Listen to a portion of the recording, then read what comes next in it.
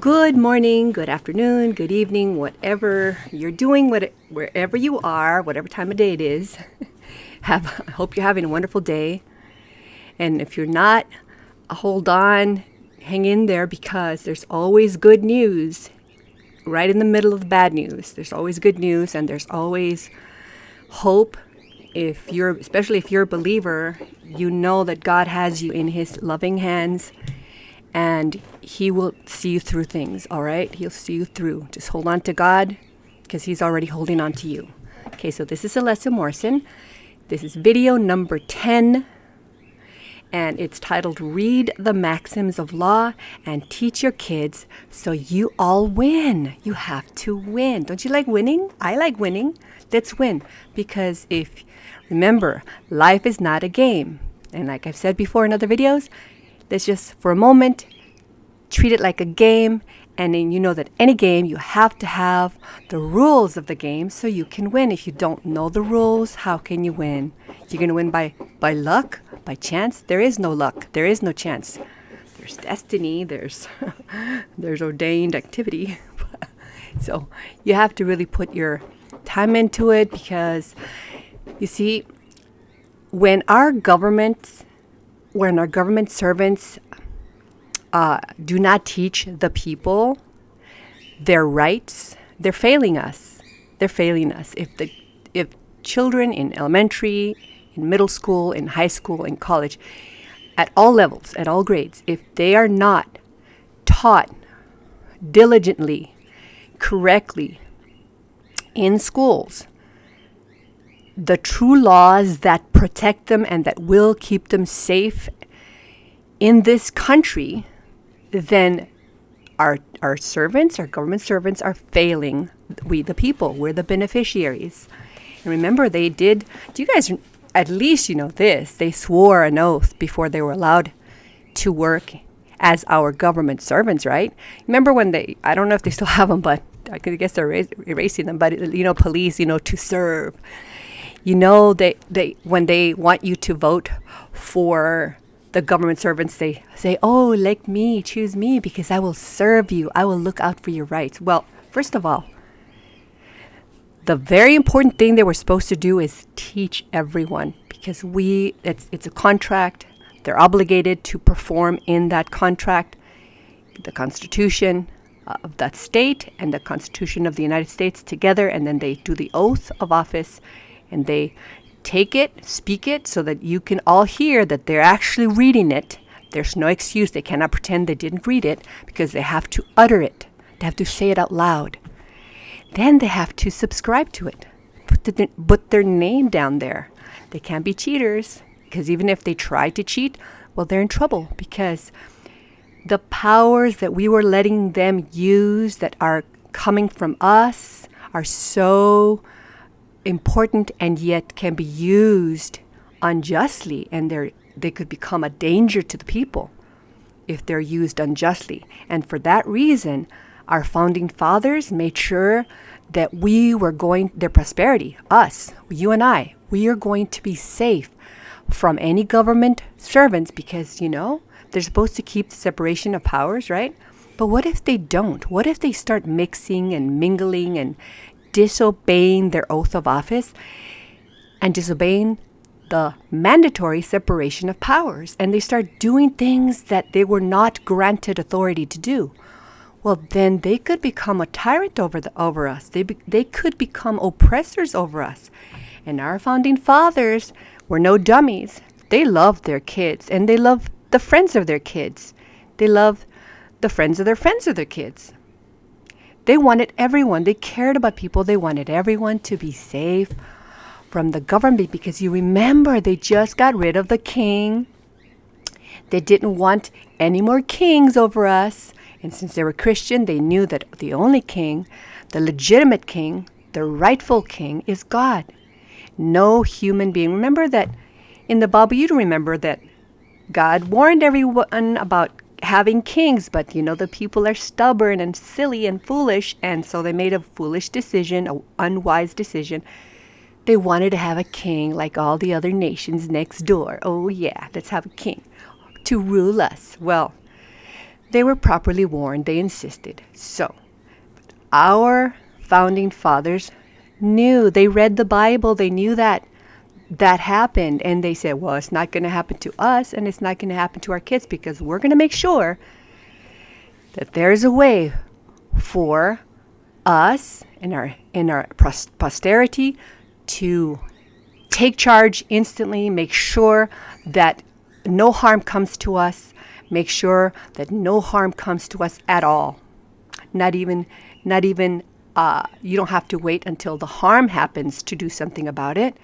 If you see a danger, if there is a danger of harm, like say, for example, if there is a danger of the American people going without food, like for example, when you saw that children didn't have enough formula, although I don't agree, there's a need for formula for some kids. Some moms are young and they don't know that they can breastfeed their babies, and they think they may not produce enough milk, but they do. God makes it so they can. But because there are people making money making formula, they really weren't teaching the young girls how to do that, how to breastfeed their children, and that it would be enough. It doesn't matter if they're flat-chested. There's going to be enough milk. All right. And because of that, people got into the habit of buying formula. All right, people can choose whatever they want to do with their children, breastfeed them or not breastfeed them, give them baby formula. That's their choice. They're the moms and dads. God gave those kids to those moms and dads. That's God's business, and He's boss. But so now that people got used to the formula, all of a sudden there wasn't enough formula because they had to give it to other countries, right? Well, you saw that. But we hired those government servants to benefit us at all times. And it doesn't benefit us if some of the people need baby formula and they can't get it because they were not used to, they didn't know all enough, or they didn't choose to breastfeed. They have their choice, they have their right. So now there's the formula. They can't get it because it's being taken away out of the country and it's going elsewhere to people that are not one of the people, where these guys here, the government servants here, they're hired by the people to benefit the people at all times, to do everything to benefit the people at all times. And when that fails, then we can do something about it. See, we have a way of doing something about it. But you don't know, if you don't know the true laws, if you don't know that there's a difference between rights, if you don't know that there's a difference between what you've heard said on the news, the law.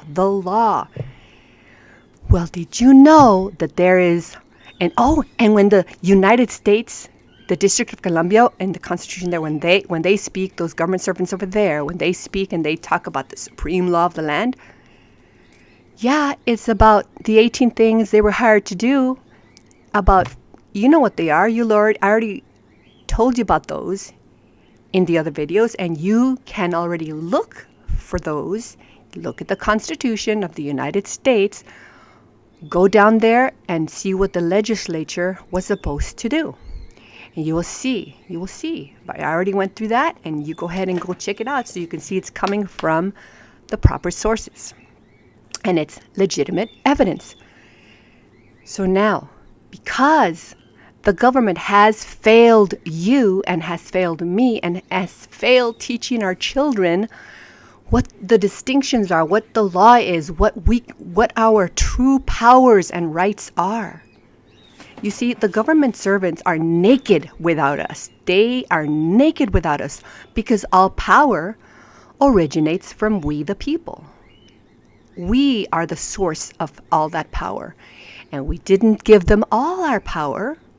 We let them use some of our powers to do the exact activities we hired them to do. And they are not allowed to do anything other than the activities we hired them to do. So now it's up to us to correct our government. They have failed teaching us what the distinctions are, what the law is, what we can do to correct the wrongs of those government servants that happen to be oath breakers. They're doing things against their oath of office. they are failing to protect your rights, your individual rights, because remember, there's the rights of the whole people and the welfare of the whole people, their well-being, right? Their safety together. But there's also individual rights, which are super mega. Imagine one of you. You have individual inherent powers, abilities, rights that they cannot touch, they cannot meddle with, they can interfere with, they cannot do it. They're your rights because God created you to have a free will, to enjoy different things. You notice that we all choose what we like to eat. You see how we have different tastes? Even in the same family, you see that when you eat something, your son, they like this type of seafood or that. They don't want any, tentacles in their soup. Some of them, give me those tentacles. I love tentacles. And some, I like cooked fish. I hate cooked fish. I like it raw. Give it to me squishy and squirmy. Wiggling. Okay? You see, everyone has their own individual ideas and tastes and likes and desires. And each one of us, we are happy by certain things. Some of us want to be so happy climbing Mount Everest. We want to go up to Mount Everest and climb that because that makes us so happy. Others, that wouldn't make me happy. I don't want to lose oxygen when I go to the top and I have to carry my oxygen, but I dropped it back there. I don't want to be that stressed. I am not addicted to that kind of adrenaline. But that's okay if they are. That's who they are and they're happy. They have the right to pursue their own individual happiness. Hey, as long as they don't drag me up that Mount Everest and make me go up there, I'm okay if they want to go. I'm not going to stop them from going. Go for it. Be happy. That's what makes you happy. Just don't interfere with my happiness. I don't want to go there. I want to be home, tending to the garden. I want to be tending to my little furry friends and looking at birds and smelling good perfumes. That's me, quiet and peaceful. Okay, that's listening to good music. That makes me very happy. I don't need to climb Mount Everest, and I don't need to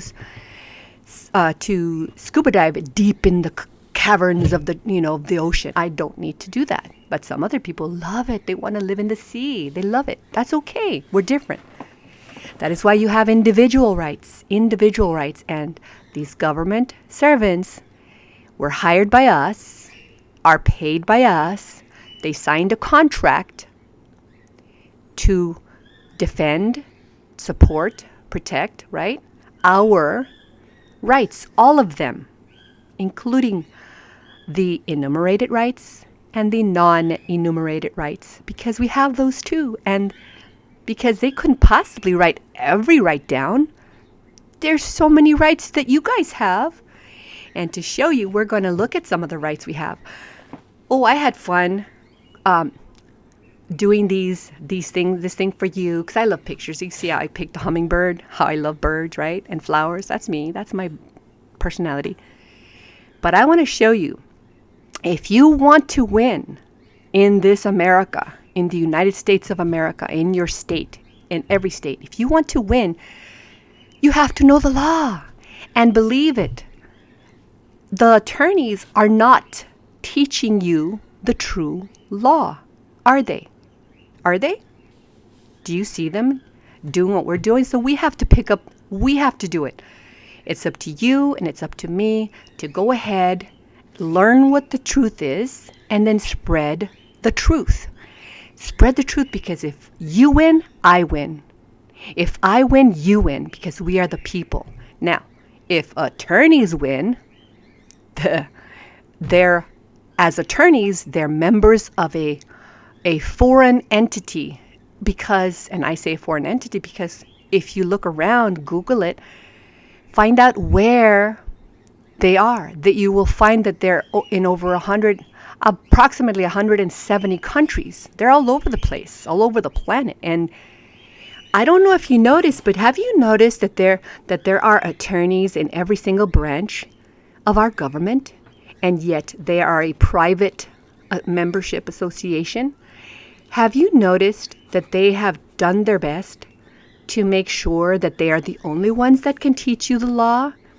And then doing it, they have not taught you the true law. They deal with statutes. And you guys remember that statutes are not to be used on the people. They are to be used for government personnel so they know what to do as they're being hired, as they're working there. They know how to do our business that we hired them to do. That's what it's for, those statutes. But then they're switching it on us. And then you'll know there are two types of due process. But they won't tell you that. Why won't they tell you this? Look, you guys, there are two types of due process. One is constitutional due process. The other is administrative due process. The constitutional due process, that's for the people. That's the only place that they can deal with you as the people. And they have to do it correctly. And you, as one of the people, you are never to be taken into administrative due process. You'll understand. You'll hear my other videos and you'll understand. But I'm just trying to tell you that there are things that the attorneys are not teaching us. And yet they seek to be the only ones to teach the law. And yet, why are they not teaching the law to us? Oh, they only teach it to their law students, the ones that are going to make maybe $400 an hour, maybe $1,000 an hour of your money. When the law is yours, it belongs to you, and you hired the government servants.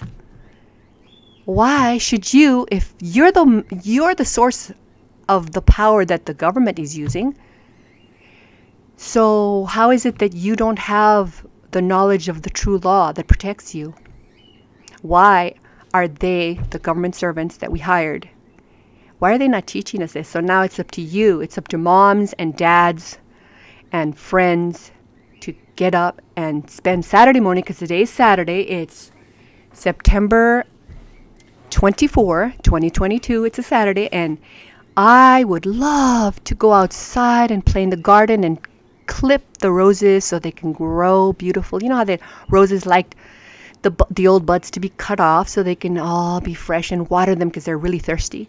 I can't do that. I can't do that because I'm doing this.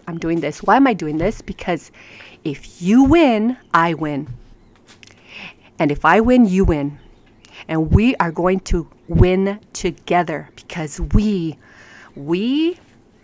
are the beneficiaries of the contract that they subscribe to.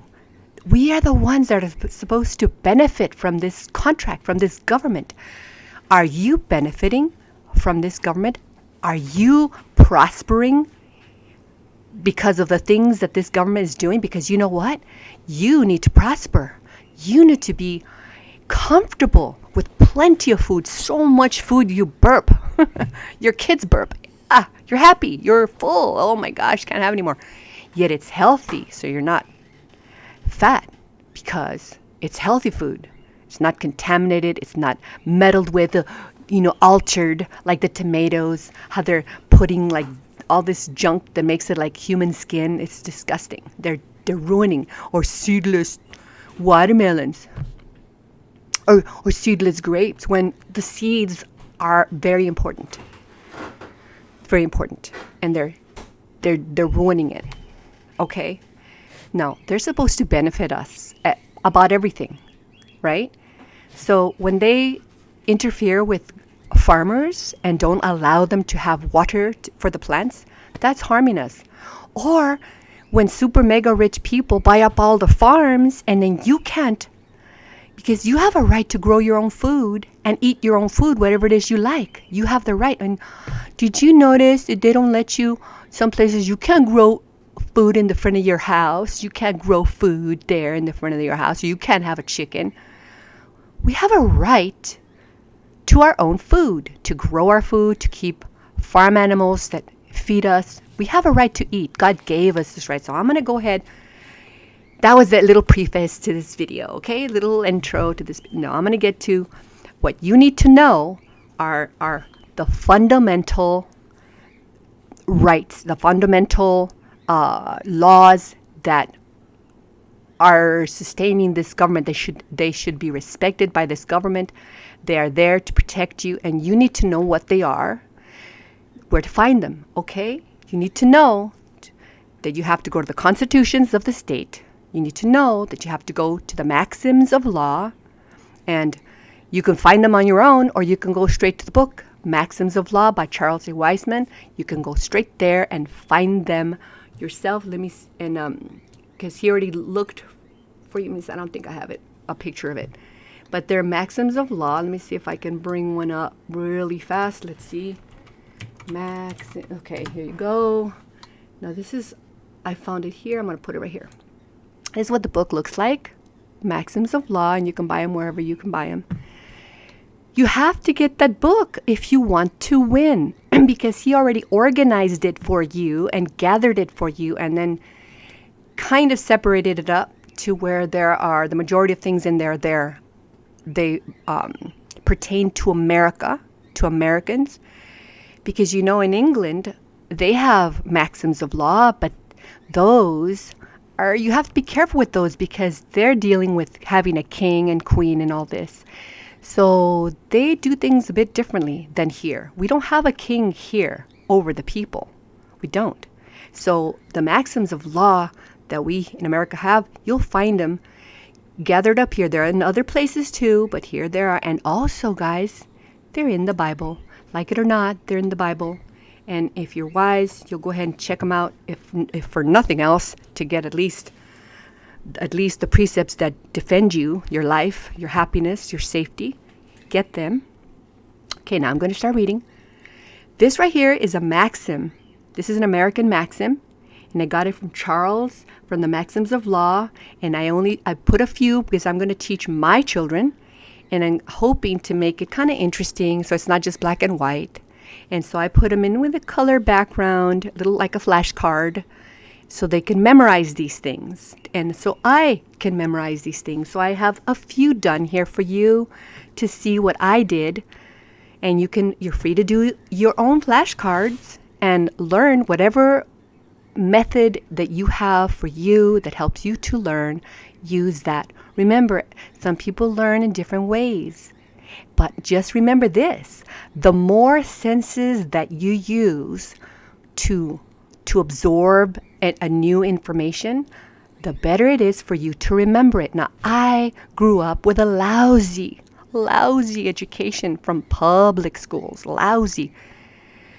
And struggling with life and with ogres and monsters and all these abuses of all sorts of weirdos.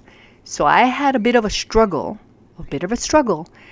but God had me in his hands, and he helped me to seek education, and he helped me as in the middle of struggling, trying to survive, working and studying and trying to live a life surrounded by monsters. Well, he showed me some things, and I had to educate myself because schools are lousy. They can be a lot better. They need to be a lot better, and we can make them better. We can make the schools for kids better, where the kids cannot wait to get up in the morning to go because it's beautiful. It's gorgeous there. It's comfortable there. It's air conditioned there. They're learning, and learning is facilitated. They're given exactly, memorize this, and then this is the background for that information. Memorize these pieces of information. These are vital for this subject, for you to memorize, commit to memory. Teach them how to memorize. I taught my kids. I knew jack squat when I was growing up, but I had to figure it out here and there and looking and searching, and I figured out, oh my gosh, this is how you memorize? Whoa! You use colors, you use sounds, you use music, you sing, you draw it, you make something with it with your hands, you involve all your senses, and suddenly it becomes clear and it sticks to your brain, and then you're able to retrieve it when you need it. So you have to do that, and I'm doing the best I can for my old brain. But when your kids are young, do it. The more you make them memorize as they are growing up, it's like exercising their brain. It makes it easier for them to memorize something else. My kids memorize big chunks of Shakespeare, big chunks of the Bible. They memorize and memorize. It's easy. I was shocked. Okay, guys, if you memorize this, you're free to go and play outside, blah, blah, blah. Mom, I'm done. What? What? How'd you get done so fast? I already know it. Nah, let me see. Check it out. Okay, tell me this. They would tell me everything with their memories because that's what I made them do a lot. Over and over and over. Memorize things. Memorize this. Memorize that. Ask questions. Get answers. Do that for your kids. Don't let the public schools ruin your kids by wasting the most vital years are when they're young. Their mind is spongy. It absorbs it. It sucks in all that information and it can do miracles. It could do wonderful things. But if it gets squandered, well, yeah, you can fix it later, but it's a little bit harder. Okay. Enough of that. I'm going to go straight to the fundamental the maxims so that you can see what they are. And this is what I did for my kids, some of these cards, so they can memorize them.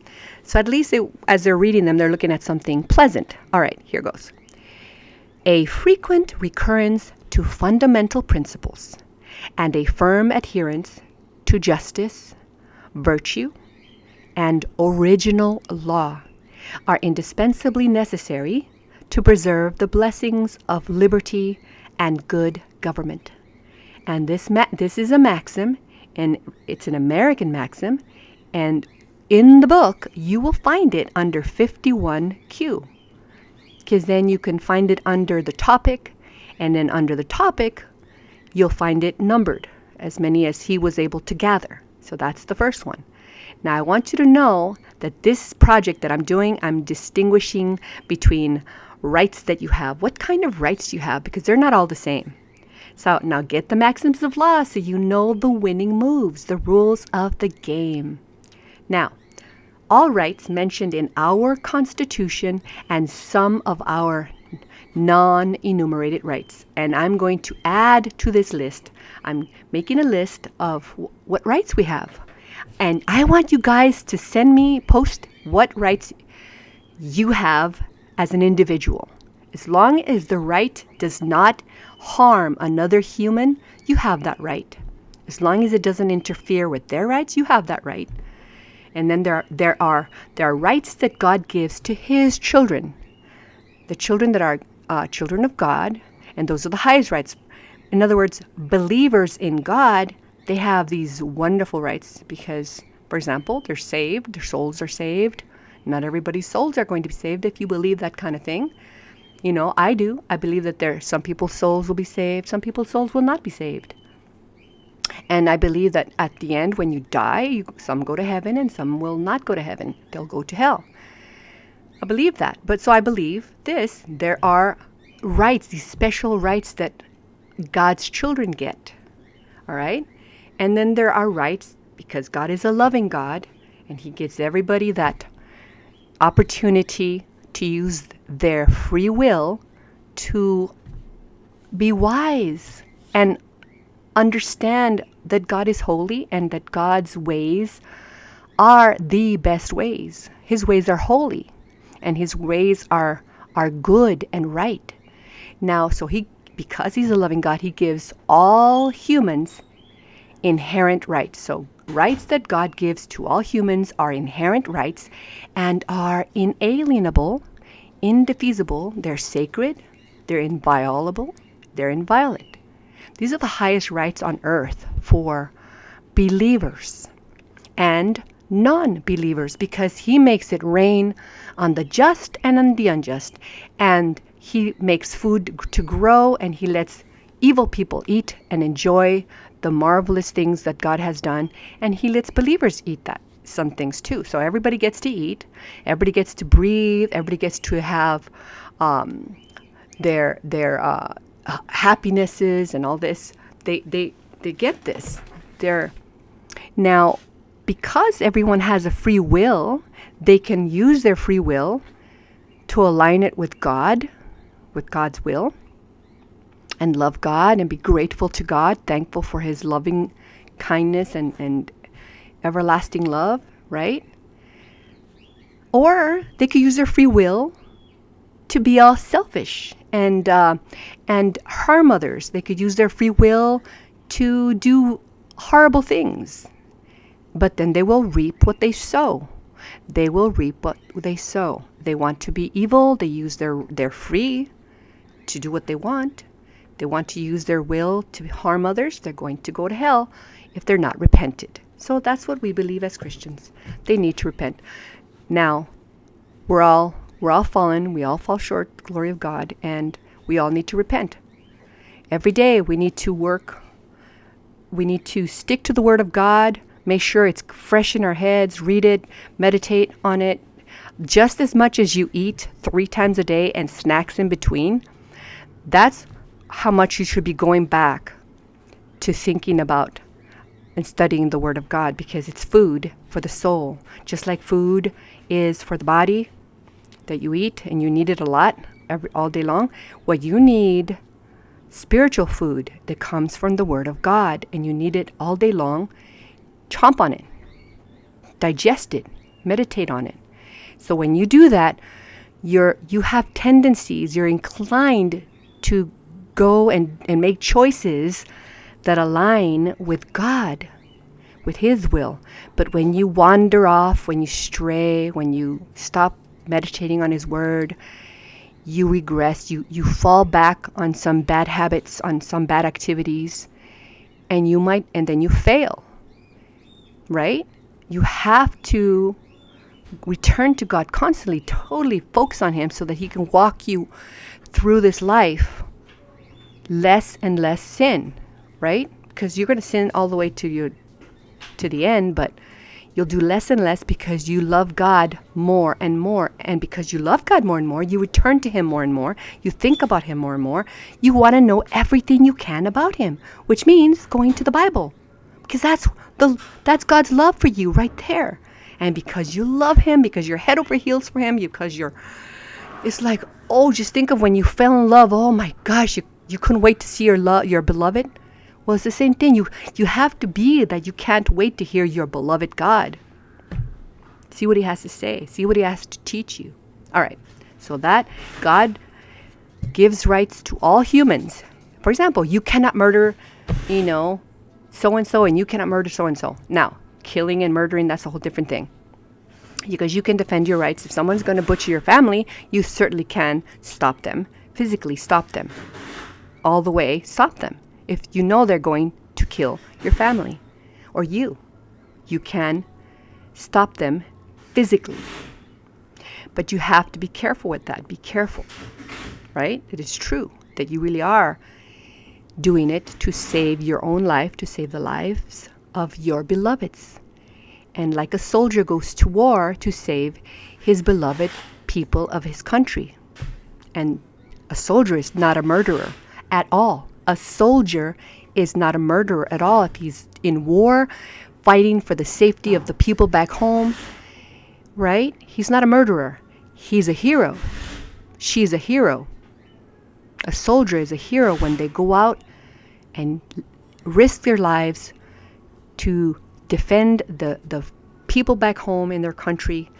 They're heroes. They're not murderers. So there is a difference between murdering and killing. Putting a stop to evildoers in war, right? And so forth. All right. Or an intruder in your house with a knife ready to stab you or a bat ready to hit you in the head, right? You have to stop that. You can't be a little dum-dum and, oh, look at he's touching my child with a bat really, really hard. He's going on to the second child. Oh, I should be loving. I should leave him alone and maybe reason with them and say, oh, please, you kind of hurt my first kid. It's kind of like not working. His body's not working anymore. Oh, he's sort of not there anymore. He's in heaven now. Could you leave my other kid alone? Well, what a clown. That's dumb. You have to stop. You have to love. Love is an action word. Put it to action. You cannot let someone harm your loved ones. It's the same thing. You cannot let someone starve your family. That's silly. That's like a bat to the head, except a little bit elongated, a little prolonged batting to the head, because they're hungry and they're starving and all this. You can't allow that, right? All right. So now, remember, these are rights that the humans on this entire planet have, these rights to not be murdered. Not be murdered. Now, if they're evil, they can be stopped. They can be killed. All right. This is another maxim. This one says, that which is against divine law is repugnant to society and is void. Is void. So when they make something that is repugnant, that is against God, divine law, that is repugnant to society, well, it's void. Well, that means it's no good. It's not even, you cannot even enforce it. And if they try to enforce it, they're out of bounds. You call them out with a notice, with an affidavit, and they're in trouble. They're in trouble because you know that government servants are supposed to know the law, or else why bother working there? It is a dangerous job to have. It is only for those who are jeepers, totally loving people that care about others. If they do not care about others, they shouldn't work there, because it's a dangerous job for them. Because if they do something they were not hired to do, that harms the people, that does not benefit the people, or they're silly because they don't even know the law, and they're vote for me, and they don't even know the law. For crying out loud, what kind of clown goes to work and wants to work somewhere and they don't even know what the job entails? They don't even know what the job requires of them. Well, gee, you can sell that story to someone else that they don't know, but they're supposed to know. They're supposed to know. Because you know what? That's why we had them take the oath of office. Because we made sure they read it with their eyeballs. They read it and they uttered it with their tongue. They're saying it, speaking it. So that means they really read correctly. And then they subscribed. So, yeah, they have to know the law. This one is a Maxim 49L. The laws of nature are most perfect and immutable. But in the condition of human laws, there is nothing which can continue perpetually. See? This is 74D. It's a maxim. It's a nice flashcard, right? These are all free images. I got them free images, and they can't trick me. They say that they were free images and then say they were not free images. They said it was free images when I read that. Excuse me, I have this 6-month-old cough.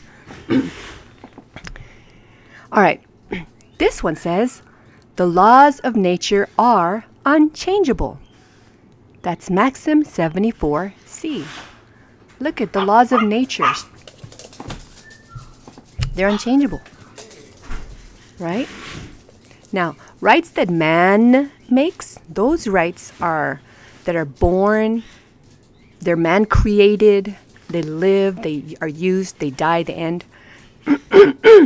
These are laws that in an association, in a citizen, in a body of citizens, where the citizens benefit by that association, those can have, the citizens, of course, to have their inherent rights, but inside that association, depending on how that association is created and worded, sometimes if people go into an association, they could lose some of their rights because, they're in that association. Like, say, some associations, they only want white people in it. Or another association, they only want black people in it. So it's not, that they can separate like that. Now, in the regular, out here with us, they can't do that for us as citizens of the state. They cannot make us, you blacks over here, you whites over there, you greens over there, you purples over there. I love the purple colors. I'm purple. It's purple. I like my purple color. Amethyst. I'm an enthusiast of amethyst colors. So they cannot separate us like that. But like, say if you join an association of another one, and in that one says, well, all the members have to be of this color, or they have to be squares or triangles or polka dots. So do you see how they can kind of go against your inherent rights? But if you agree to it, but in our Constitution and of the state and of the United States, we didn't allow that. We made sure that we accepted our rights and said, you're not going to touch this. Oh, no. We're doing an association, all right, because it's an association, a voluntary association, and we're the members, we're the citizens. And we can go into the membership, just like you join a gym. You can join it, or you can say, you know, I'm tired of this gym. It's too smelly. They don't clean it up. It smells like, foot odor, armpit odor, and they don't clean it enough. You can quit. You can get out of there. You're free. You're free to go in or to go out, because it's not, it can't be forced upon you. It's voluntary. It's voluntary. The same with government workers. It's voluntary. They want to work and they want to be servants. And they were okay with having that guillotine over their head called treason, because they were so sure that they weren't going to infringe on our rights that they agreed to having treason over their heads if they do infringe on our rights and harm us and stop benefiting us and do things they were not hired to do and commingle the branches, and they fail to do separation of powers, where the branches are completely separate and distinct, so that there is no monster that is formed between all three of them working together. They become this king, this powerful thing, like a horrible looking octopus monster, right? Then we're going to call Godzilla for help? No. We're going to call God for help, and he does help. So when it's a human law, guess what? This is a maxim of law. This is Maxim 71P. It says human laws are born, live, and die. Because when a human makes a law, like say in the association, they say, okay, for our association, all members must wear black. All members in our association must wear black, and black fingernails, and black necklaces, and black hair, and just, they're into black. Okay, that's their association. They want to do that. Some other one, everything must be white. And wear pointy hats. Our groups must wear pointy hats to meetings. And they can't show their faces. They have to inhale their own carbon dioxide because they're going to inhale into this coney head covering, pointy head covering with holes for their eyes so they can see and not bump to the walls or each other. That's their choice. They can wear those pointy hats and wear white. See, another group can do whatever else they want to do. It's an association. But in America, in every state is a corporation. It is an association. It is voluntary.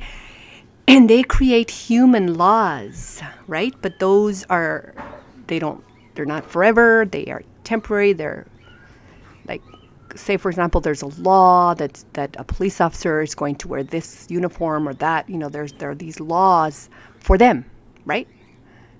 Because they need them to wear it. And then they say, you know what? These are so uncomfortable for the hot. I'm tired of wearing this hot color. It just absorbs all the heat. Well, can you change the uniform? Okay, well, then they maybe create a new law for it and change the uniform up, right? The human laws are born, they live, and they die, whatever it is, right? Human laws. But God's laws are forever, that you have to obey. You can't murder. But then in heaven, thank God, we're not going to have to worry about that. We're going to be perfect. So we will not even want to murder. We won't even, we'll be strong then. We'll be holy and perfect. All right, here goes. Now, God-given rights are inherent rights. They're inalienable. No man can take them away. Sometimes you hear inalienable, sometimes you hear unalienable. In other words, they cannot be made alienated from you, taken away from you, made foreign from you. Indefeasible. They can't be argued against. They're yours. They're sacred. They're sacred rights. They're, forever on the earth rights, right? Okay. Because we're gonna get these other wonderful, as the children of God. We're gonna be so full of. We're gonna know everything that God wants us to learn. He says in His Word that we get to know it all. It will all be made clear to us. Anyway, so rights are created by man inside the civil body, and they are born, they live, and die. Okay, so that there are distinctions between rights, and I risk putting an idea a little in brackets. I put what I thought was a right that is of a citizen, a beneficiary, but just so you know that as something called, I don't know if you heard this before, it's something called trust protectors. Let me write it right here. Hold on. I'm writing far away from my fingers. Okay, there's something called trust protectors, and as trust protectors, we make sure that everything that is in our constitutions are followed to the letter. When they are not followed to the letter, written letter, then we have powers, amazing powers, and we have the right to exercise them. So even when I say that, for example, that we have the right to an accountable government, yes, as a citizen, as a beneficiary, we have the right to an accountable government. But guess what? Remember, as trust protectors, if we see that they're not being accountable, we have the right to alter, reform, change, modify, abolish. We have a way to fix it any way, in any manner we think and see fit. And we decide how, what way, what method is the fastest way to do it. Because we all come together, we consult, we analyze, and we determine, and we say, they're not being accountable. Let's fix it. We are the trust protectors. We can fix whatever the trustees, which are the government servants, they are the trustees. Now you're going to notice they're going to try to trick you and say that you're the trustees and nothing doing. That's not true. The people are not the trustees. They are the trustees, because trustees have to obey. They cannot disobey. Or else what are they doing there? They can't be there. They can't be the trustees. Get out of there. Quick, get out of there. Because the trustees' position is to obey at all times what is written. What is written down. They can't just make up their own stuff and say, well, I feel like doing this. Well, yeah, do that on your own time, because you're not going to do it, because I didn't hire you to do that. I didn't hire you to do that. All right, so as trust protectors, we have the right to check that they're accountable, that we have an accountable government, because this is what a citizen, the beneficiary, should have. They should have an accountable government. They're supposed to benefit by having an accountable government. Or else, as trust protectors, we can fix it. We can fix it. All right? And we have decided how to fix it. We've already figured it out, and we're doing it. So, now, another right is the right to acquire property. Okay, and property, this term right here, it could be all sorts of things, property. Whoops, I'm going to do it in another. Sorry, not in that color. That's like too... Ay, caramba, I didn't do that. I'm trying to do... There you go. Here I go. I wanted to make it like this. Oh, look at it. It's not working. What the heck? Okay. Okay. So, see, property, that's money, a house, land, kids, animals, objects, all sorts of things. Rocks, right? Your favorite fishing gear, right? All sorts of stuff. That's your property. Your kids too, God, because that's your liberty interest. That's you. God gave them to you. Gave them to you. You are the mom and dad. They're yours. The judge is not their mom and dad. The social worker is not the mom and dad. No one else is their mom and dad. That was God's choice, and no man can go against God. They shouldn't, because they're going to be in big trouble.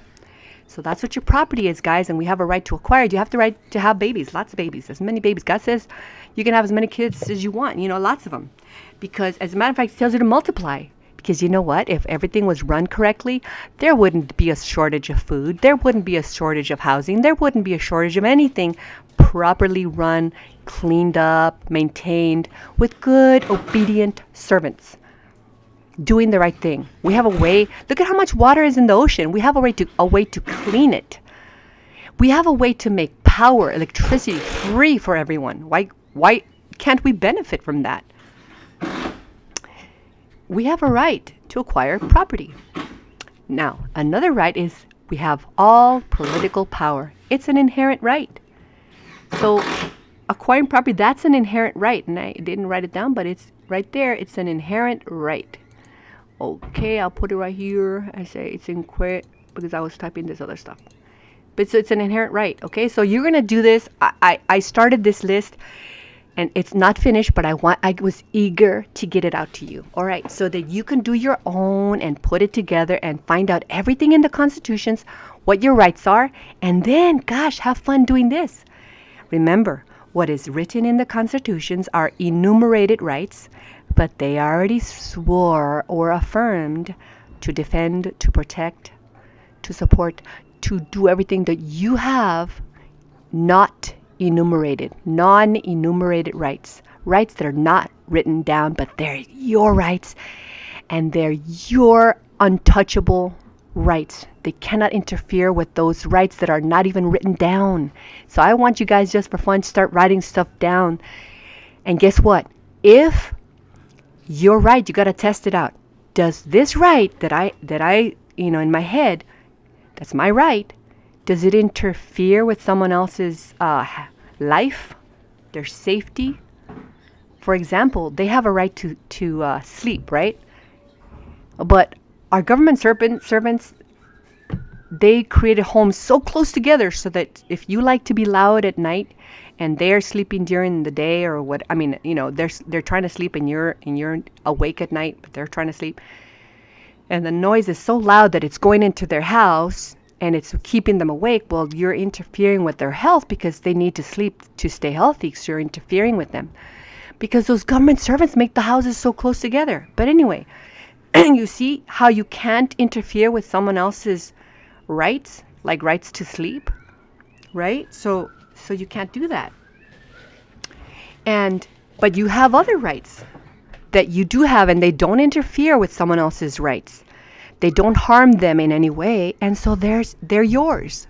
And the government must defend them and protect them. So I want you to start thinking, and I'm going to start thinking, because I just started my list, of what our rights are that are not enumerated, and learn what your rights are that are enumerated. And so here's another one. All political power, that's an inherent right. Because we can create governments. And if we create governments, then we have the political power over those governments that we created.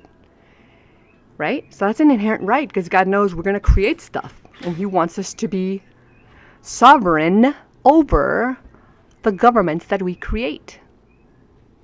So here it is. This one right here is another card. Let me make it a little bit smaller. Oh, it's a little bit big. Hold on for a second. Right, I don't want to make it too small. Ooh, see? I made it too small. Anyway, here goes. Ay, sí, caramba, I made it so small.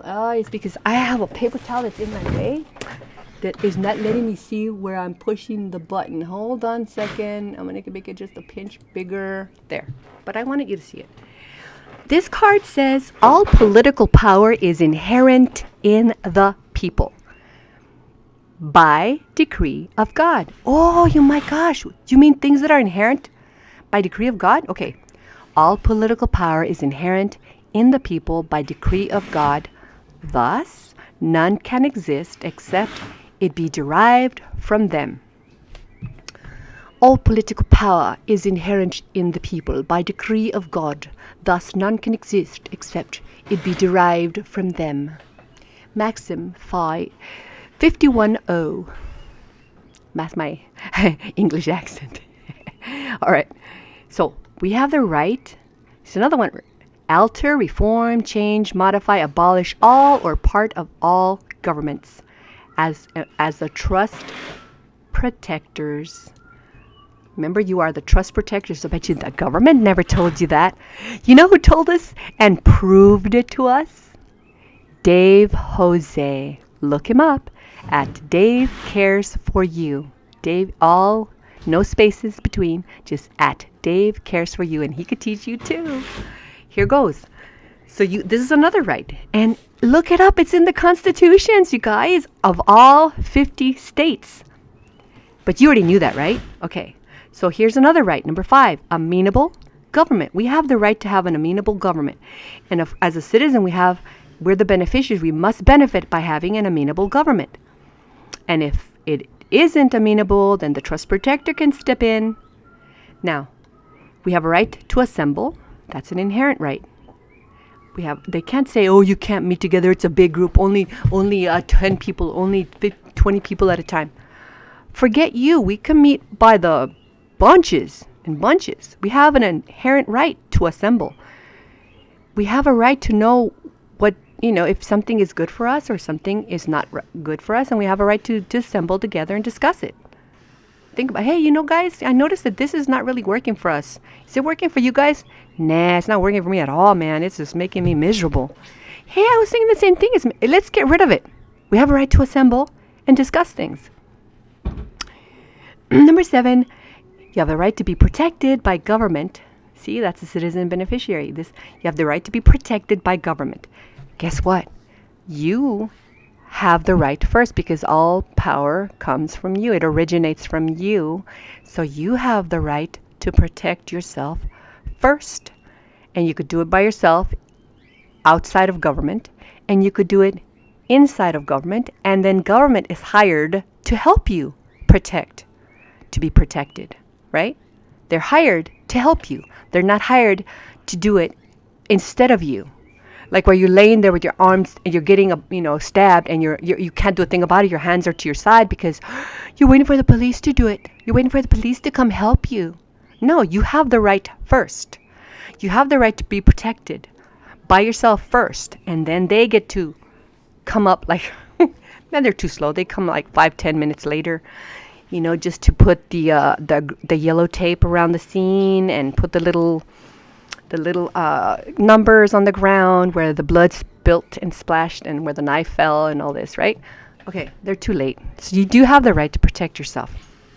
That's your right. And you could do it as a citizen inside, or you could do it outside of the body politic.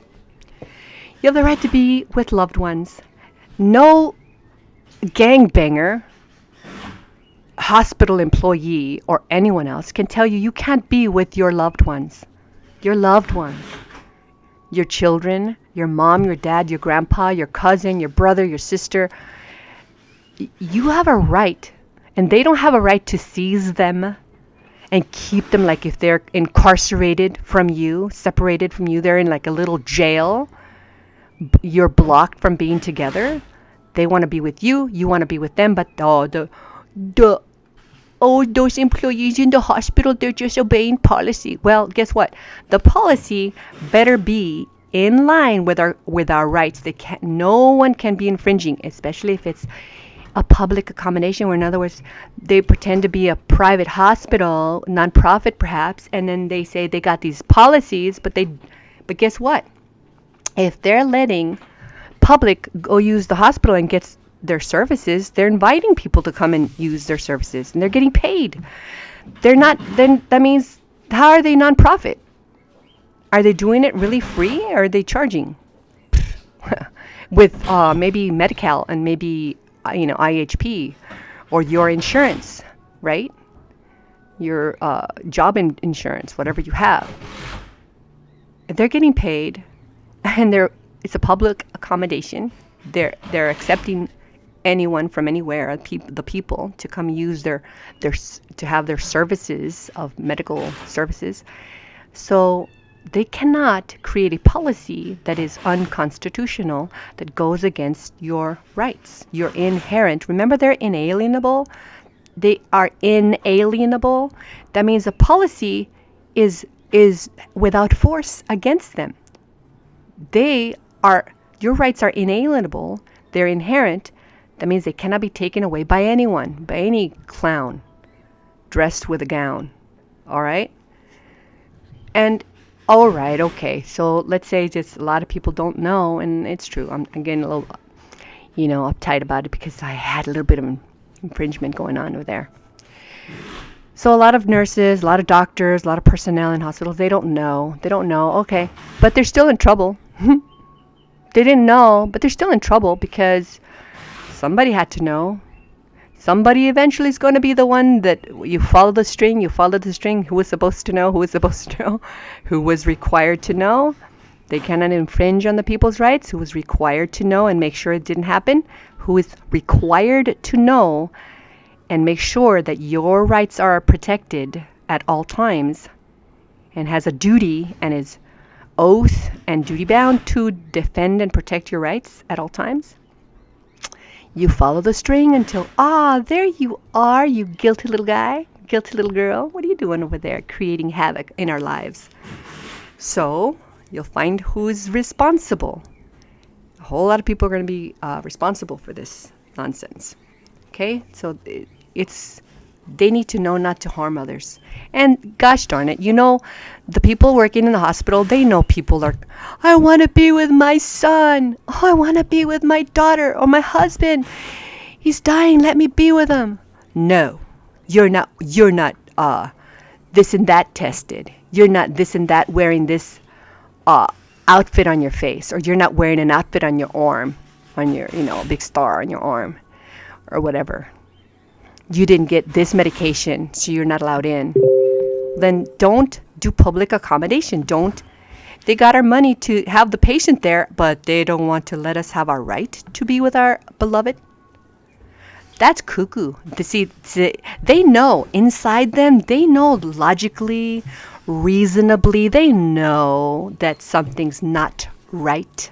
And because they suspected, they really should look into it. And then they would discover, oh my gosh, this can't be right. They want to be with their family. Why are we listening to this thing here? They have a right to ask. They have the right to get informed, right? They have an obligation. Anyway, they're getting paid millions and millions and millions, and they have attorneys that know the law. They know the law. Oh, so those attorneys knew the law in the hospitals, and yet they didn't teach the people, the managers in the hospitals. They didn't teach the higher ups in the hospitals that, do everything, nicely, and make sure you don't infringe on the people's rights, because that's the highest law of this entire country in every state. You cannot infringe on the people's rights. You can't create policy that harms the people. So be careful. And if they don't do that, if the lawyers working there are not doing that, well, gee whiz, I wonder why not. They seem to be acting as the enemy of the people wherever they work, because I don't know, they look like they say they know the law, and if they know the law and yet they don't know the law, or at least they don't look like they know the law, or so are they incompetent? They're selling wares that they don't have a right to sell, that they know the law, because they really don't know the law. So why are they selling themselves as they know the law? Or they know how to research the law. They know how to get to the law. They're the law students. It took years of all this intellectual studying. Oh my gosh, so why don't they know the law? Why is it a coincidence that no matter where they're working, they seem to not know the law, that the people have inherent rights that cannot be alienated from the people? Ask them that question. Okay, number 10, people have the right to benefit from government. They have the benefit. This is the magical word right here. If it doesn't benefit you, then, I did it again, didn't I? Ooh, I'm not gonna do this anymore. I'm not gonna click on that color anymore. There.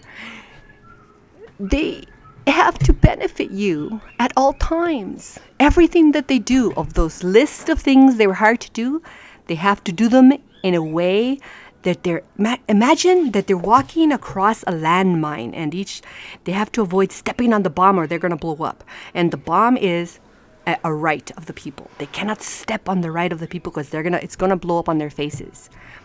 They have to walk and tread carefully, do their work while not infringing on anyone's rights of any kind, no rights infringement. So they must benefit you that way. Now, the minute they step on your rights, they blew it. It blew up on their faces, didn't it? They're messing up. So it must benefit you. They have to benefit you. When they sell our gasoline, our oil to or give it away to other countries, and then we don't have enough gas, and we're paying a lot of money for gasoline, that does not benefit me. Does it benefit you? Okay, it doesn't benefit me. Does it benefit you? I don't know. Well, they're supposed to do everything to benefit us. They're not supposed to benefit another country. They're not supposed to benefit whatever, any entity, a foreign entity, or even a native entity. If it doesn't benefit the people, they're not supposed to do it. Now, we have a right to buy and sell things. That's an inherent right. We have to be able to buy something and sell something. We grow something, we make something. We have a right, to be able to work with someone so that we benefit them and they benefit us. We have that right. We have Christian rights. We have the right. This is another maxim. The Christian religion is a part of the common law. Ding, ding, ding, ding, ding. Listen again. The Christian religion is a part of the common law. That's 49I. That's a maxim. Remember this word, you guys, this common law. Remember that, because that is in our constitutions, and that is in the maxims, and that is in the Bible precepts. So remember this, because that's what defends you. Now, if you don't want to be defended, don't learn it. Don't spend Saturday figuring this out. Just go ahead and be stepped on. Go ahead. It's up to you. We all make our choices. Number 13 that I found, created equal by God. That's an inherent right, because all human beings, see, God is a loving God, and He creates people, and He gives them all these equal, they're created equally. They have, like, say, for example, this one shouldn't be murdered. It's the same thing for that one. That one shouldn't be murdered, right? Of all the planet. No murdering. Now, killing is a different story. Now, the freedom of conscience. You have your own conscience. And if they're trying to push you to do something that's against your conscience, it really disturbs you. Then you can't be forced to do it. Now, remember the rules of this game. You cannot harm other people's rights, and they cannot harm your rights, right? You cannot harm them, and they cannot harm you. Walking around coughing, they have the right to defend themselves. They're in a public space. They have the right to defend themselves and walk away from you. And you have the right to walk wherever you want to walk to in a public space, coughing or not. Yes, that's your right, and it's your conscience. You have a conscience. You can walk around. It doesn't bother you, and if it bothers them, they can walk away. But you have a right to conscience. If you want to say they want to make you do something that you don't want to do, then you're not forced to do it. It's because you have a right to have a good conscience, a clear conscience that doesn't. You're not forced into doing something that you object to. That you consider to be a bad thing, maybe for your religion, your beliefs, right? And especially if that what you're thinking about, that if it's not infringing on someone else's rights, you can't go in there with a buzzsaw and say, well, in my conscience, I think that it makes my God likes me to murder people, so I'm gonna do it, and it's in my conscience. I want to do that because that's the way I please my God. Well, I'm sorry, but your God has to kick rocks because, see, you're infringing on someone's rights. If you're infringing on someone's rights, you can't do it. See, you're free to do anything under the sun or up in the moon, up in the galaxies, without hurting anyone else. You cannot hurt anyone else. You cannot hurt a little embryo.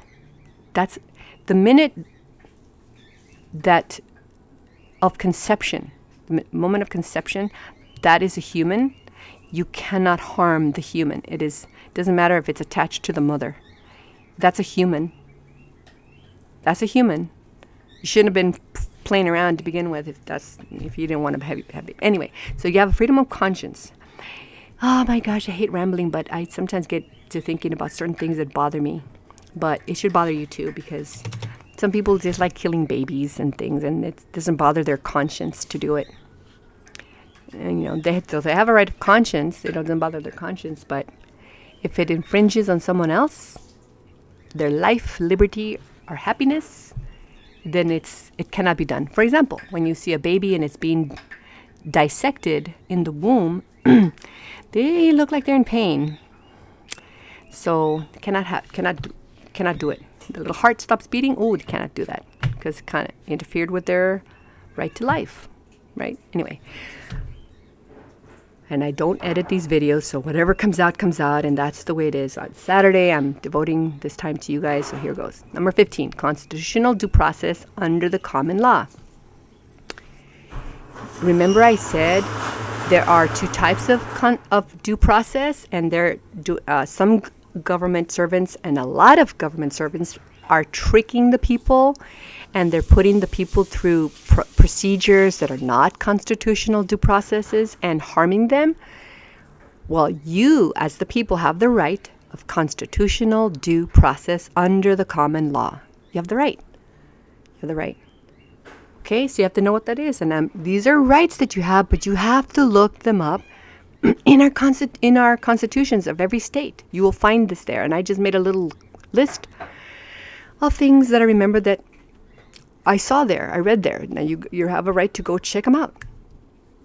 Now you have a right to confront your accuser. That's an inherent right, because even if you're in the body politic, you have a right to confront your accuser. What if you're not in the body politic and someone is accusing you of something? Well, you have a right to confront them, because they have to swear under oath, so that if they're lying, then they're in trouble. If they're lying against you, then they're going to be in trouble for lying against you, causing you grief. They're infringing on your happiness, because how can you be happy if they're accusing you of some bad stuff? They have to swear under oath, so that if it's not true, then they're busted. They're in trouble, right? So you have a right to confront your accuser. They can't be doing secret things like what they do in CPS.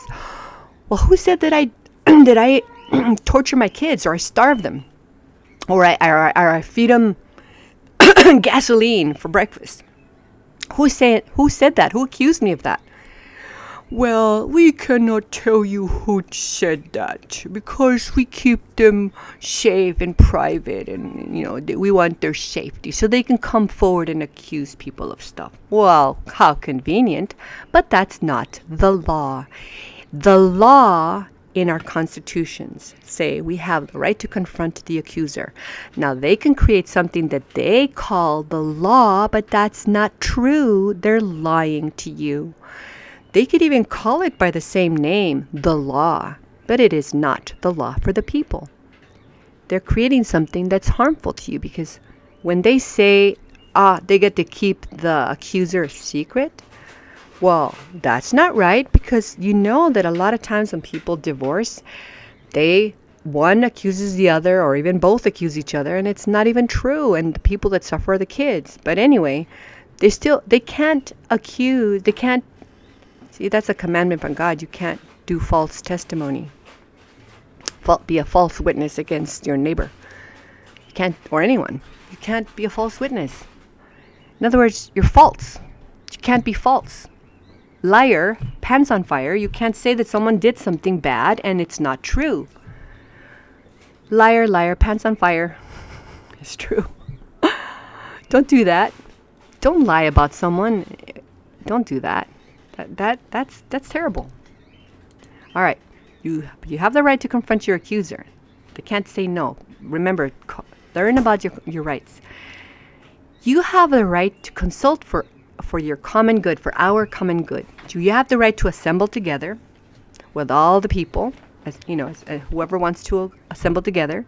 Not everybody's interested. Some people just want to be slaves. It's up to them. Whatever. They want to be slaves, that's up to them. They want to be oppressed, that's up to them. They want to be abused, that's up to them. Right? Whatever brings them happiness. If they want to be silly and be abused and tortured and like a beat up wife or a beat up husband with a black eye, right? And, oh, but that means they love me when they punch me in the eye and gave me the black eyes because they love me. They got so jealous because I was standing in the same neighborhood as another human being. And they looked at me and saw me from, 20 yards away. Oh, they looked in my direction. And I looked back. Oh, no. And they punched me in punched me in the eye and give me a black eye. Well, that's not love, but it is love. They love me.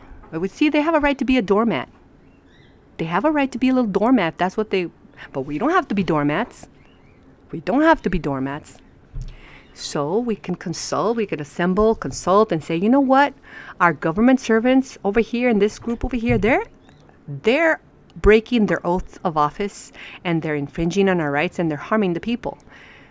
We have a right to consult for our common good. And we have a right to consult, like in the hospital, when you want to be with your beloved in their room where they're staying and they can talk to you, or you want to be with them.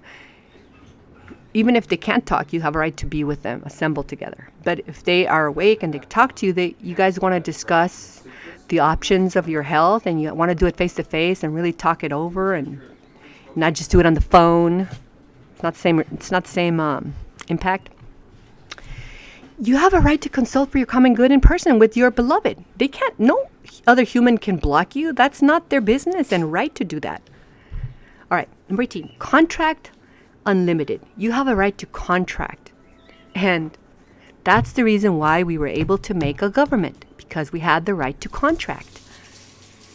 And the government cannot stop us from entering into contracts.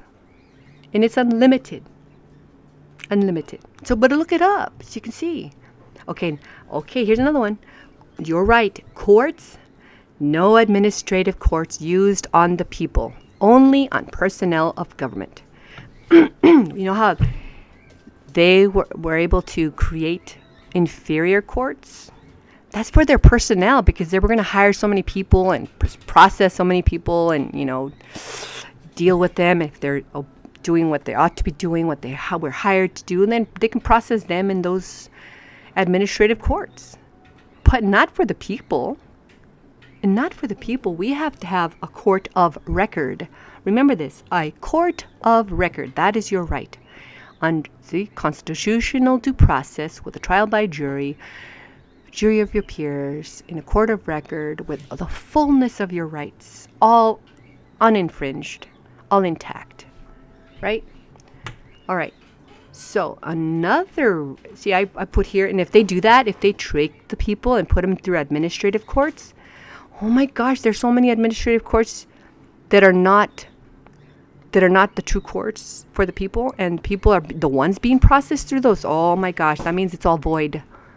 And not only is it void, what the orders of the judges there, but not only that, they're doing things against their oath of office.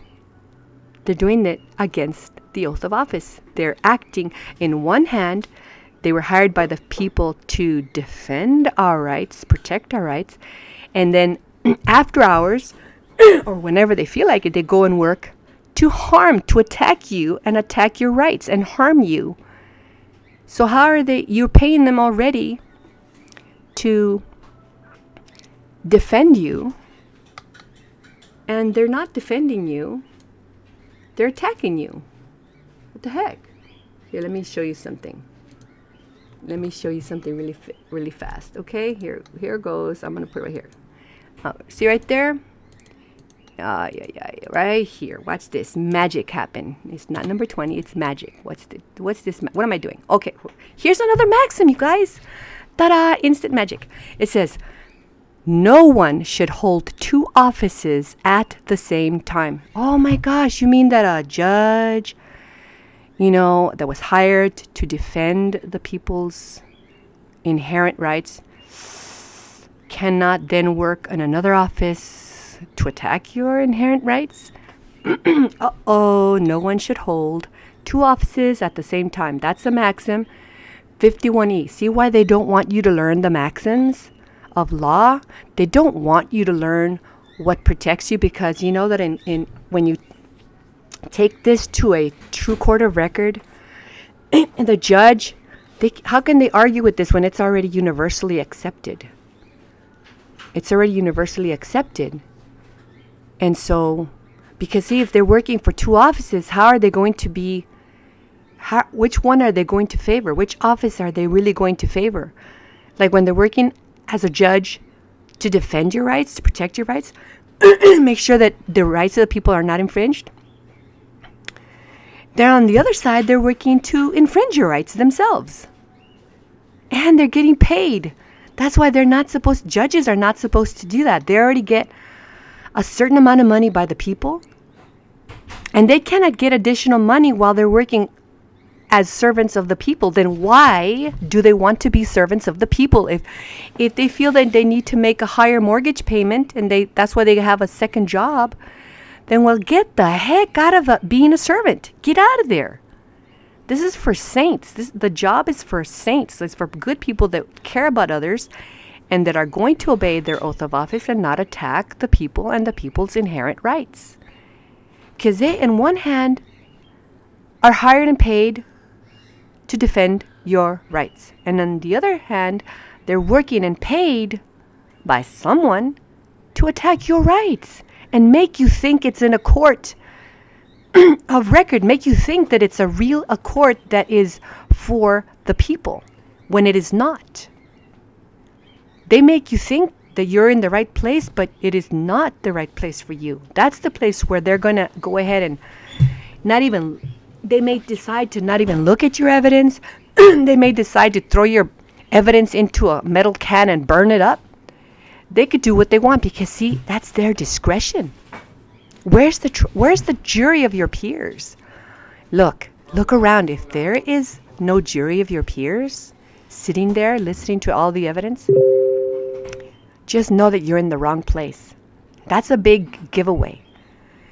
Anywhere you go.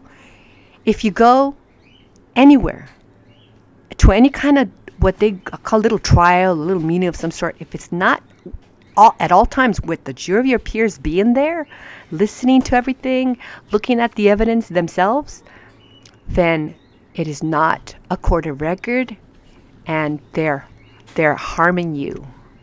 They're not even supposed to do that to you, but they're pretending that they don't know and hoping you'll never find out. As a matter of fact, they're expecting that you won't find out, because you see, don't you find that surprising why the people are not taught in schools these things? Could it be, I'm asking a question, could it be because they want us to be easily infringed, easily harmed, and our money taken away? You know that there is money being made if you go to jail. There is money being made if you go to prison. Oh my gosh, I saw the video the other day. I'm going to have to show it to you. Where a police officer threw some drugs into the car, and the driver happened to have a camcorder on, some kind of recording device, and was recording it, and we could see it. We could see him throw it in there. He was pretending he didn't do it. Oh my gosh, we saw it for ourselves. You guys, you have to have some form of recording device on you, because you got to stay safe. This is going crazy now. Because you know what? They make money when you go to prison. They make money when you go to jail. When they process you to the courts, they're making buku bucks. Lots and lots of money. This is why this maxim is right here to remind everyone, no one should hold two offices at the same time, because it creates a conflict of interest. Who are you serving more? Are you working the hardest for the one office, or are you working hardest for the other office? Which one is taking more of your time? Which one are you really devoting to? Who is your real master here? What? Anyway, so you see, guys, that's why you have to know these maxims. This is 51E. Here's another maxim. A hidden intention is bad and disfavored in law. So when they have an intention to put you through an administrative due process and they're actually making money, they're profiting, they're becoming wealthy off of hurting you, because I mean, maybe they're saints and I don't want them to be hurt, but somehow you wind up being hurt, and they go home with a bigger bank account. They made a lot of money. Well, they just happen to make money. They're having more money to buy better cars, better house, better clothes, better food, better than you, and it's coming from your pain and suffering. It's coming from you being treated like cattle, like a chicken, like a turkey, like a goat. They're either milking you, keeping you alive to get the milk out of you. They know you're producing well and it's a good cow. Let's keep it alive so it can give us the milk. Milk it every now and then. Or they're going to teach you for Thanksgiving and just butcher you completely and pluck you. Take you completely. I mean, it could be for all sorts of reasons. They could put you on display. Right? They could use you like a sheep, maybe. And shear you. Right? Meh. Right? All right. So a hidden intention is bad and disfavored in law. You can't have hidden intentions. It's bad and disfavored in law. Ooh. No one should hold two offices at the same time. Is there a hidden intention? Is there some reason why they're doing this disobedience? Is there a reason why they're ignoring their oath of office? Because there are terms they cannot go against. And here's another one. This is number 20. This is courts. No kangaroo courts. In other words, administrative courts are kangaroo courts. They're not meant for the people. And when you get beat up by those inside those courts, gosh, they didn't benefit you, did they? Or does it benefit you if you get knocked out in that kangaroo court and your rights are infringed and ignored and trespassed and trampled and infringed and diminished and abrogated and encroached and whatever else, blocked, tricked away, whatever? You don't benefit. They can't have kangaroo courts for the people. We are to benefit. We are the beneficiaries. We are to be protected and, nice, smelling salts and perfume in the air. They're supposed to be nice to us. That is why we're paying them. We're paying them to be amenable, accountable, and defend us at all times, right? And does it benefit you to be in a kangaroo court? Here's your kangaroo court. It is the right of the accused to be tried by a legally constituted court, not by a kangaroo court. This is Maxim 77O. Now do you understand why they don't want you to learn the maxims of law? Because look, you could just pull up a maxim and now because if you just say, I know, like Dave Jose says, I know my rights. I know my rights. You can't do this to me. I know my rights. Okay. What are your rights? Where are they found? Who agreed to those rights? But if you don't know who is oath and duty bound to defend those rights, to protect those rights, to make sure that you have those rights intact, then you don't know how to defend yourself, you guys. I didn't know how to defend myself. I'm learning it right now with you. I'm learning this. Come on, you guys. So I'm just a little ahead of you of learning this because I started a little earlier, but I am sure that when you join and you get to learn, I know a bunch of you smarties are going to pass me like that. You're going to know more. And then you're going to go and teach other people. And guess what? Together, we're going to be safe. We're going to be safe. We're going to restore the land the way it's supposed to be, our states the way they're supposed to be, and everything that the government does, we should benefit. Hey, when they find oil and when they do, go here, do it, whatever resources we have, okay, there are our resources because it's our country, it's our state. we should benefit at all times. We should be getting some of those proceeds. Why? They're ours. They keep you from land. Oh, you can't step on this land. It's national treasure. You can't step on that land. You off limits. Oh, why? Because only they get to go, huh? They get to go explore that untouchable land and go see if there's gold there, and see if there's oil there, and see if there are trees they can use there, and minerals they can use there. But not you. Not little American you that owns this place. Not you. Only the government people get to go check it out, see, because they're exploring over there, see what's up over there. But you guys don't get to pass there. You guys don't get to have land there. And oh my gosh. So anyway, you guys should not see the point. This is one of the people. He got knocked out, and even this poor little guy. I don't think he's that. Anyway, so courts shall not be courts shall be courts of record for the people. That's an inherent right. See, there needs to be a true judge working only in one job, one office. And that judge needs to be paying attention so that if you're about to be infringed, any one of your rights is about to be infringed, they have to jump up off of that seat and say, hey, no, can't do it in my court. This is one of the people. This is a VIP, a very important person. Very important people. And I was hired to defend and protect their rights at all times. And I'm going to do just that. See, that's what judge should do.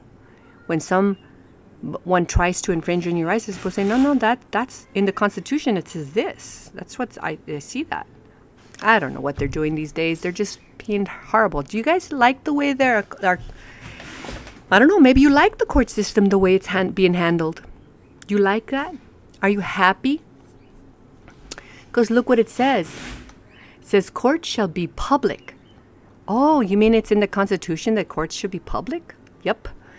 The courts shall be public. But why do they keep them behind closed doors, some of them? And they don't let you take pictures, and they don't let you bring recording devices or anything. What's going on with that? Oh, courts, no secret courts. You mean we cannot have any secret courts? And have you guys heard of any secret court here in America? Have you? Well, are there supposed to be secret courts when it says in our constitutions that there shall be no secret courts? Well, I don't know. Okay. Here's another right. Create governments. We have the right to create governments. And we have a right to get rid of them. As the people, we're the creators. So that's our inherent right. God allows us to do that. Okay, we have a right to defend our own rights. Yes, we have a right to defend our own rights. It's inherent. Well, here's one. And this is a maxim, 73D. It is lawful to repel force by force, provided it be done with moderation, of blameless defense, not for the purpose of taking revenge, but to ward off injury. You see? When someone goes in your house, if they come at you with a bat, you can stop them with a bullet. Right? Or should you go, hold on, let me go to the store and buy a bat so I could be of equal force with you and be at equal standing with you, and hold on a second, let me go get a bat. And I am sorry, if you would have warned me earlier that you were coming, I would have been prepared, but can you wait for me? I'm going to go to a store and buy a bat so I could be equal with you. No, whatever you have handy. A broomstick, a pan, your fists, your taekwondo moves, your jiu-jitsu moves, right? Your samurai sword. But you are supposed to be blameless, right? You when you defend yourself, you do it of course in moderation. If there some silly kids that have a bet going and they come in your house and they're you happen to look in the room and they're stealing little computer games and all this, and you see that's what they're doing. They're silly little kids with their backpacks and they're stealing. I mean, you have to use your common sense. I mean, those kids can murder also, but you have to use your common sense. I mean, are they really there to kill you, or just they're really there to steal your game console or whatever? Your little remote. because the kids are so addicted to playing games. They kind of get desperate when they don't have one of those things and they might go in your house. I mean, if you honestly believe if you really are honest and you really, really felt that they were going to kill you or your family, then you have to use the force that's superior to stop it. The force that is able to stop that, right? You can't use exactly an equal force because then it's 50-50 chance you're going to win, you're going to lose, right? Or do you want to lose when it comes to, if you go down, then all of a sudden your kids go down, right? Then they're next. If you're the first line of defense, and if you go down because you used equal or less amount of force, then and it lands on tails instead of heads, and you go down, guess who's next? Your beloved kids. Do you really want that? So you see, that's common sense. It's moderation. It's common sense. And of course, you see that it's just some little kids being silly, being foolish, and they're trying to take some games. I mean, you could, if you wanted to, you could make a lot of noise. They'll get scared. They'll run away, whatever. You could do that. That's your choice to do that. It's your moderation. You decide how to defend yourself because you can see for yourself what's going on. But if you don't know, if it's a surprise attack and you're in bed and you woke up and there they were in the room trying to steal your some games, whatever, you thought they were there to kill you. You have a right. They're in your house. They're inside your house. You have a right to stop them from what you felt was true. They're going to hurt you. This is how I understand it. Do you understand it the same way? It is lawful to repel force by force, provided it be done with the moderation of blameless defense, not for the purpose of taking revenge, but to ward off injury. You have to ward off injury. It could be that, or it could be some clown is taking you through administrative court, and you're going to ward off injuries. You're going to go use force according to what is needed. You're going to write a notice, an affidavit, and that, believe me, that is superior force that will definitely have an effect that you want. Because, gee, I hate this cough. I have this cough, and one of these days I will not have this cough. Seriously, I guarantee it. I know for a fact that I'm not going to have this cough one of these days.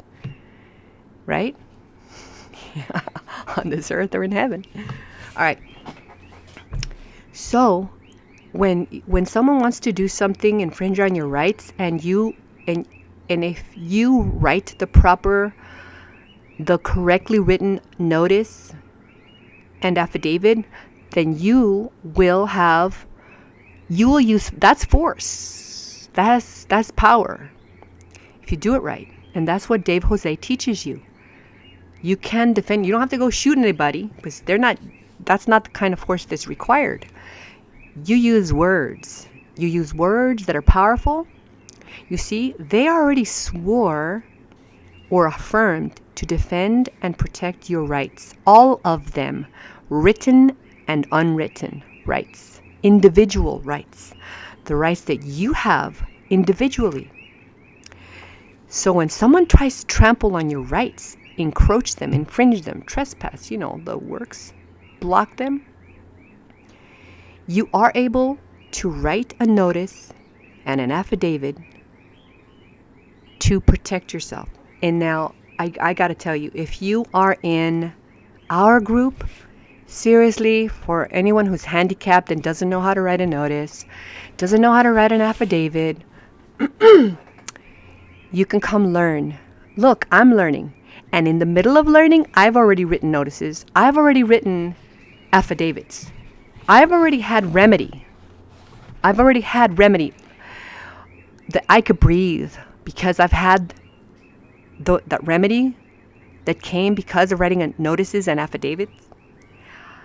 I feel so much better, you guys, because I used powerful force with words on paper.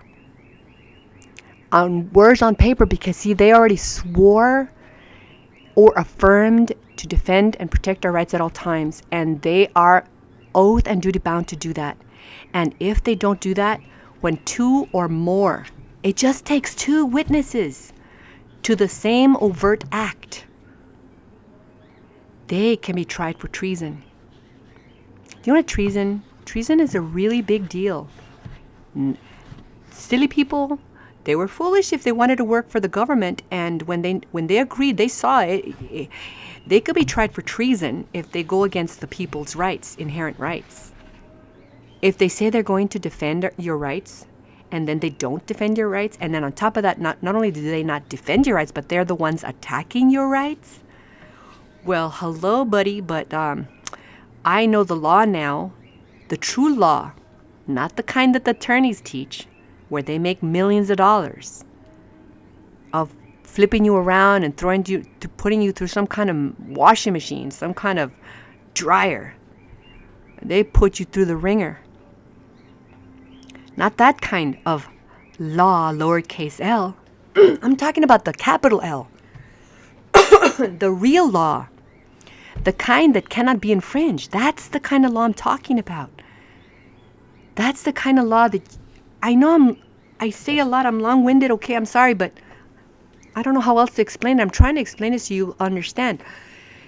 The law that's in the constitutions, the law that's in the maxims of law, the law that's in the Bible, the precepts, that's common law to all men. They cannot infringe on those things.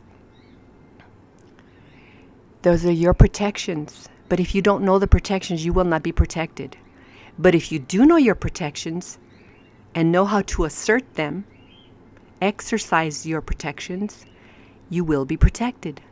You will be protected, because if you're not, if they fail, they're going to be processed. They're going to be right in line for treason. They're going to be on that conveyor belt on their way to be processed for treason. It will happen. They can postpone it for a little bit, but it will happen. So, maybe not now, but when they least expect it, things will turn and they will be processed for treason, and we have all the evidence. So, you guys, pay attention to the Maxims. Get that book. It's worth it before they try hiding it from you guys, from we the people. We have a right to eat. It's an inherent right. You have to eat 3 times a day, right? Some people decide to eat twice a day. Some people eat once a day. Little kids, they have to eat 6 or 8 times a day. Literally. They have to eat first breakfast, second breakfast, third breakfast, and then lunch. All the supper, don't forget. They're like little hobbits. They need to eat a lot, right? But if they interfere with the right of you eating, then you get lightheaded, then you get weak, you start losing IQ points, and you start losing your muscle mass, your bones begin to get brittle, your health, your organs begin to fail because you're not eating properly. If they interfere with that's a basic need, you guys. That's a basic need, and we need to tackle this need, this right here of eating. You have a right to eat. That means they don't have a right to mess around with farms. They don't have a right to mess around with farming. And you and I, we have a right to grow whatever we want to eat. They can't do, you can't have a chicken. But see, I need the chickens. I need the eggs, because I need to know what my chickens are eating so that I know what is in those eggs, what kind of meat I have there. I want to feed my chicken because I want my chicken to be eating well so I can eat well. So we have an inherent right to eat, or we die. We die a horrible death, right? Just you get happy eating too, right? You get happy eating, so that's a really good, important right to have, and we're going to defend it. Come join us in defending our right to eat, because all these rich people should not be buying up all the farmland, monopolizing the farmland, and then let's just suppose. I mean, let's just suppose that, they could be saints for all we know, these people that are buying all the farms. They could be saints and wonderful, good people. But what if one day they decide to stop growing things for us? Or they And they pretend, oh, that was a bad year. No, all the crops failed. But see, they have maybe a storage of food for themselves to maybe last for 7 years. And so you don't have enough food. We won't have enough food in the stores. We're going to want to eat each other, right? Some people are going to want to eat each other, cannibals. They're going to starve, right? Do you really want to have that happen? I mean, you already see what's happening in the world where they're stopping farmers from growing whatever the heck they know. They know how to grow stuff. Let them grow. And you know what? We all should make sure that farming is not owned by just a big few bunch of rich people. I'm sorry, but that's too dangerous. That's our lives. We need to eat all the time. We cannot give that kind of power over to a few rich men. That's not right. We need to make sure that farms are owned by a lot of people all over the United States. And everyone can grow, because they cannot stop everyone from growing food for the others. But if only a few people decide to not grow for the rest of us, because maybe in their heads, they get in their heads that, hey, it's an overpopulation. Let's cull the herd. You know what cull the herd? Let's get rid of those farm animals that they think that they're people, and we know that they're farm animals to us. See, some people treat other people as farm animals. They don't give a hoot. They don't care about what you feel. They don't care how you hurt. They don't care if you go hungry. They don't care if your kids die. They don't care. They don't lose any sleep over that. They actually feel really powerful. Some people over other people. So there is a danger if only a few people start buying off all the farmland, or the majority of the farmland. I'm not saying for 1 minute that the people who are buying the farmland now are bad. I'm not saying that. I am saying that there is a danger if only a few people own all the ways of growing food. And guess what? Only some people will know how to grow food. It will be a lost, because it takes knowledge how to grow food. You have to know crop rotation, how to rotate the crops so that little infestations don't attack certain of the crops, and you rotate around so that it lets it rest in one spot and replenishes the earth with one type of thing that you plant, and it replenishes it. You rotate it. You have to know how to do that. You have to know when to plant, how much water, all sorts of things. You have to have knowledge of how to grow food, how to take care of livestock. You have to have this knowledge, but you will not have. Not only a few people will have knowledge. Do you feel safe if only a few rich people have that knowledge, and if only a few people have the ability to grow food, and all of us are just little dependents on that? We have the right to grow our own food. We have the right to have our own animals for food. This is a very important right, you guys, the right to eat. The right to eat. It may seem funny to some people, the right to eat, but that's your life or death. Is you have to eat or you die. You have to eat correctly or you get malnourished. I'm sure they're eating food that is not changed, in the genetic makeup. It's not changed. It's what it's supposed to be like. And maybe for us, how they create things to last, to travel from one faraway farm to get to the supermarket. So they have to travel. So they make the tomatoes have thicker skins so they can survive and not be squished. Well, they already changed it. That freaking tomato is not really a tomato anymore. It's got the skin of a human. Oh my gosh. And we're eating that tomato when it should be easily squishy tomatoes that are fragile. That's how they should be. Like strawberries should be fragile. They're fragile. They're delicate. They blow up in your mouth as you munch down on them. That's the way strawberries should be. That's the way tomatoes should be. Explodes in your mouth, full of flavor and juices and life. for your blood, for your nutrients, so you can live. But if they contaminate, if they change it, just so they could survive the travel because they have a farm far away and they don't have local farms, that is wrong, you guys. They don't have local farms. They don't have local farms, so that you have to buy far away, and then they have to alter everything and spray the bananas and coat this and that to make it survive and ripen on the way on the road and all this nonsense, when they could be locally grown.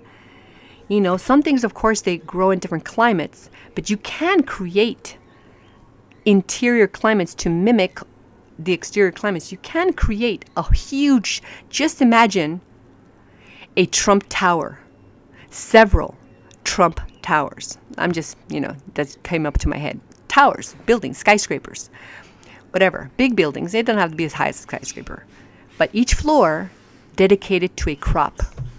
Each floor dedicated to a crop, and then you rotate it, and you funnel in the sunlight with all these special funnels and mirrors that funnel in the sunlight.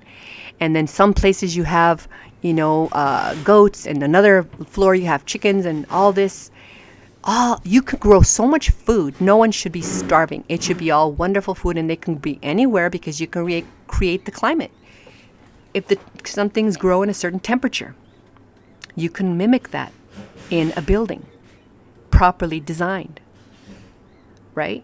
Because we have ideas that God gives us, and we have engineers that can create those ideas, and they can work. But there are some who don't want them to work, and they stop others from, if they invent something that will benefit all of us, and they stop them because then it'll interfere with the business that they have that already produces money for them, and they don't want some other competitor, right? You guys, come join us, because we are learning together what our rights are, where to find them, that you have them, that you can find them, and how to use them, how to assert them, how to exercise them properly. I'm learning too. I'm a learner. Okay, I'm learning right now. I'm learning, but I don't give up. The good thing about me, that God made me to not give up. Even if I'm slow, I don't give up. I'm really slow, but, I don't give up. I don't give up. I don't give up because I know that God wants a better life for all of us. And it isn't it. It isn't it. The way it's happening right now, this isn't it. It could be better. It always can be better. It can be made better. And it should be. We can do it together, guys. They stick together, we have to stick together. Here's another right. Enjoyment of the gains of their industry or their own industry. When you have the gains of your industry, you have to enjoy those gains of your own industry. There shouldn't be a government servant that is there hired to benefit you that all of a sudden takes your gains of your industry, takes them, big chunks of it, not even a little bit, but big chunks of your gains of your industry, right? And oh my gosh, so many things here. Entitled to equal rights and opportunity under the law. Equality under the law, that's also inherent. Those are laws that come from God, that are inherent, inalienable. And then there's the citizen beneficiary, when that's rights that come from man. They're man-made. Though a citizen has these extra little rights, like they can, they have these parks, that they have a right for that place to make a park for their kids and all this. That's a group right, they have a park and all this. But see, those are man-made rights, how big to make the park, and, how close to the neighborhood, and all the things like, right? But you still have inherent rights because you're supposed to benefit. And if you don't like the way they're being treated, you don't have to stay a citizen. You can get out of there. It's a voluntary association. We have the right to have every power, jurisdiction, and right. See, every power, jurisdiction, and right. It's in the Constitution, so I'm going to let you go find it. It's in the Constitution. Oh, in our group, we have all of them listed. We have all these constitutions that you can just get in there and click and look at them. You have the right to fish. If you're hungry, you like fish, you have a right to fish. And no one should charge you for a license to fish. It's an inherent right. That's food for you. That shows that you have a right to eat. fish is also food. You have a right to get it. You just can't go steal it. Like say there's a hatchery that grows fish to maybe supply some sort of growers that grow fish, and they just keep hatching little baby fish and they sell them to others that grow them and mature them. You can't go steal it and take it from them, but you do have a right where there are lakes and there's ponds and there's oceans, and you have a right to go fishing. Now, you have to then respect, like, say there's abalone. There's abalone, and so you have to not be, I don't want to say, you can't be unaware that abalone takes a certain amount of time to grow, to mature, and then there's a certain amount of them, and so there are little rules that say, okay, during this season, go ahead and get them, and they have to be of this size. Go for it. I mean, there could be some rules like that, so that all of a sudden you don't eat all the abalone and no one else gets any abalone after that. I mean, we can figure something else out to grow more abalone, produce more abalone. That way people can go ahead and get in there and start figuring that out. But while they don't know how to do more and how to provide, make it more abundant, you have to make sure that you don't make them go extinct, right? That's silly. So then your kids won't have any, your grandkids won't have any abalone. It's delicious. It's delicious if you know how to cook it. If you know how to get it and you know how to cook it, it's incredibly delicious. Abalone. But you have to be careful not to make it go extinct. So you do have a right to fish. You have a right to fish. You can go get your lobsters out there. You can go get your shrimp out there. Your whatever you like to fish, your swordfish. You have a right to do that. Now, I don't know. You have a right, but they have all these licenses and things that, there's some things that they need to guard for. Like I said, you can't make things extinct. But seriously, they can't stop you from fishing. This is your right. Okay, a right to be free. A right to be free means you cannot be governed. See, they're not the government. They're governed. And they were hired and agreed to be governed and remain within the corrals, within the lanes we created for them. Stay here. Do it this way. It's mandatory. Do not go there. Do not go there because that's prohibited. Prohibited activity. And you're agreeing to this or else it's treason. And you did read it and you did utter it. You spoke it and then you signed it. You signed on the dotted line. You subscribed. They call it subscribed. That's sign. That's signature. Okay? So there are things mandatory and things that are prohibitory. And they already agreed to it. You are not governed. You are free. You are free. You're not bound. But you didn't sign it. Did you take the oath that you were going to agree to those rules in the government? You didn't sign that. And if they tricked you and it was not full disclosure, then that's tricksy and that's a void. So you're free to not be governed, not be bound by any government. You're free. You're the one that has the benefit. See, that's why I told you to remember that word. And that's the test. Are you being benefited? If it harms you, how does that benefit you? See how the word harms you? How does that benefit you? So you are free. You are free to live and breathe and stretch your arms and eat what you want to eat because you're free. You can't be governed. You're not governed.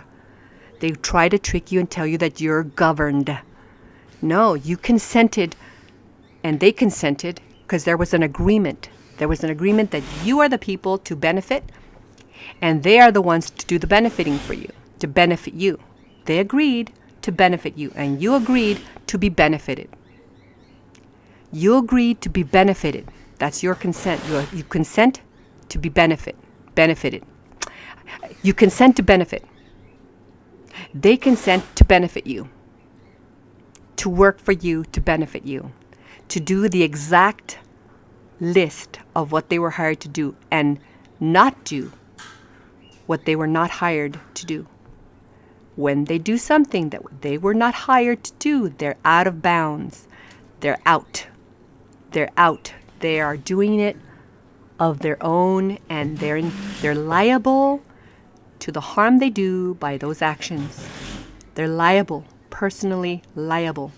When they harm you and they did it outside of the scope of their authority, they did it with no granted authority, no constitutional granted authority, then they are personally liable if they harm you. All right? That's why you're free. You have a right to attend a funeral. Attend a funeral, attend of loved ones. You have loved ones, you can go to the funeral. Remember when they said, no, you can't go to the funeral, or they had to... Your loved one has died and you cannot attend the funeral, or they're dying and you cannot be holding their hands, you cannot be in the room. Even if you say, look, I accept the risk. If they have an illness and I accept the risk, I need to be with my beloved while my beloved is dying, to comfort them, to make sure that they see that we love them, that we're thinking of them, that our hearts are with them, our love is with them. They need to see that, so they're not alone, they're not lonely, they're not scared, they're dying. No one has the right to stop you from being with your loved ones, like they were doing to many people. They were not allowing them to be with their loved ones when they were dying in hospitals. They couldn't even see them. They couldn't see what they were being given, how they were being treated. They didn't even have, I didn't know about any monitors that you could see them through a screen and talk with each other, at least this way, sit with a monitor looking at them. I don't remember them doing that. They were just blocking people. Some women like, oh, my husband, he's dying and they won't let me see my husband. He's dying. He's going to die in a minute. They're not letting me see my husband. So how cruel is that? It is very cruel. It is heartless. It is not permitted by the people. And someone is liable for that harm. And come and learn how to keep them liable, how to hold them in account for those harms. So here, the government cannot make ex post facto laws. They can't say, hey, come up with a law that goes back in time and then all of a sudden, so they already did, people are doing something, but let's just create this law that, that gets them now and gets them for this or that. In other words, it's cheating, creating a little law that wasn't there, but you created it to try to grab somebody and try to take their stuff or try to harm them. Right? The government cannot do to us through others indirectly what they cannot do to us directly. In other words, if they cannot infringe your rights, that means they can't hire someone else to infringe on your rights. They cannot contract with others and allow them to infringe on your rights. And so they pretend they have clean hands, but they don't, because they're allowing it. They are allowing it when they're hired to protect your rights. To protect your rights. That's why they're hired. That's why they're getting paid. But yet they're trying to keep clean and saying they're not harming your rights. But then why did they contract with someone else that is? Why are they not getting up and defending your rights when they find out that someone is encroaching on your rights, infringing on your rights? Why are they not defending your rights? They cannot do to us through others indirectly what they cannot do to us directly. See, they're under oath and duty bound, so they cannot even allow it through others. Government cannot legislate our inherent individual rights away. They can't make legislation that negates our rights, infringes, abridges, the works. They can't do anything that takes away our individual rights, because they will try to tell you that, it's the rights of the whole that count. Yeah, I told you there are many different kinds of rights, right? And there's a right of the whole group of people. right? Like a whole group of people, they want to have a park to take their kids, and so they take some money and they make a park to let your kids go play in the park. But that park was not made for one person, for one of the people. It's just made for all of the group. But you have individual rights, and they can legislate your individual rights. Like, for example, like say 1 million people, like let's say 20 million people, they want to marry 5-year-olds. They want to be allowed to marry 5-year-olds. They make a law that says it's okay now in their religion, they can go ahead and marry 5-year-olds. And so they're going to marry the 5-year-olds. No, you can't do that. That little 5-year-old has the rights. And if they try to take my little 5-year-old, it's definitely not going to happen. So you have individual rights, even if you're standing alone. An individual says, no, you can't have my 5-year-old. You can't marry my 5-year-old. But there's 10 million people that say that they want to do it. They want to make it a law. It doesn't matter if it's 10 million, but the moment that it infringes on an individual's rights, that can't happen. That law cannot exist. You see, we are all free to be on the earth without harming the others. Not one or not many. Because that's how God made us. Because God made us to be on the earth and enjoy what He has created and walk in the earth without hurting, without harming anyone. You're free. You're free to sing in the sky. You're free to play your flute. You're free to spin around under a tree and look at butterflies. You can do whatever you want. You can't hurt someone. You can't take your dog and let them chew on someone's face, right? You can't do that. You're hurting someone. Well, I'm taking my dog on for a walk, but yeah, make sure that dog doesn't hurt the other human. You have a right to do that. They have a right to be safe. They can't stop you from having your dog out there, but you're careful human. You a loving human, so you make sure you have the right kind of dog in the right kind of environment, making sure that your rights do not infringe on someone else's rights. So government, so that's why they cannot legislate. They can't create lowercase l laws, statutes that get rid of our individual rights. And here's a maxim, 51b.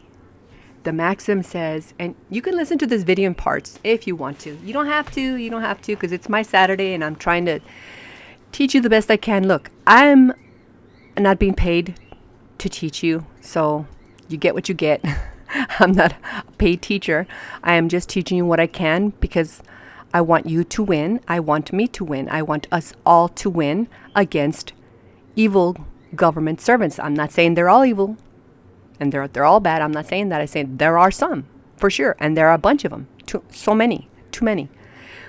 So I'm trying to do this because others are also trying to do this, trying to teach the rest of the people that do not know they have rights, and they do not know that they are to benefit from the government. They do not know that they can correct government right now. They don't know it. That's why they're not being corrected, because they don't know.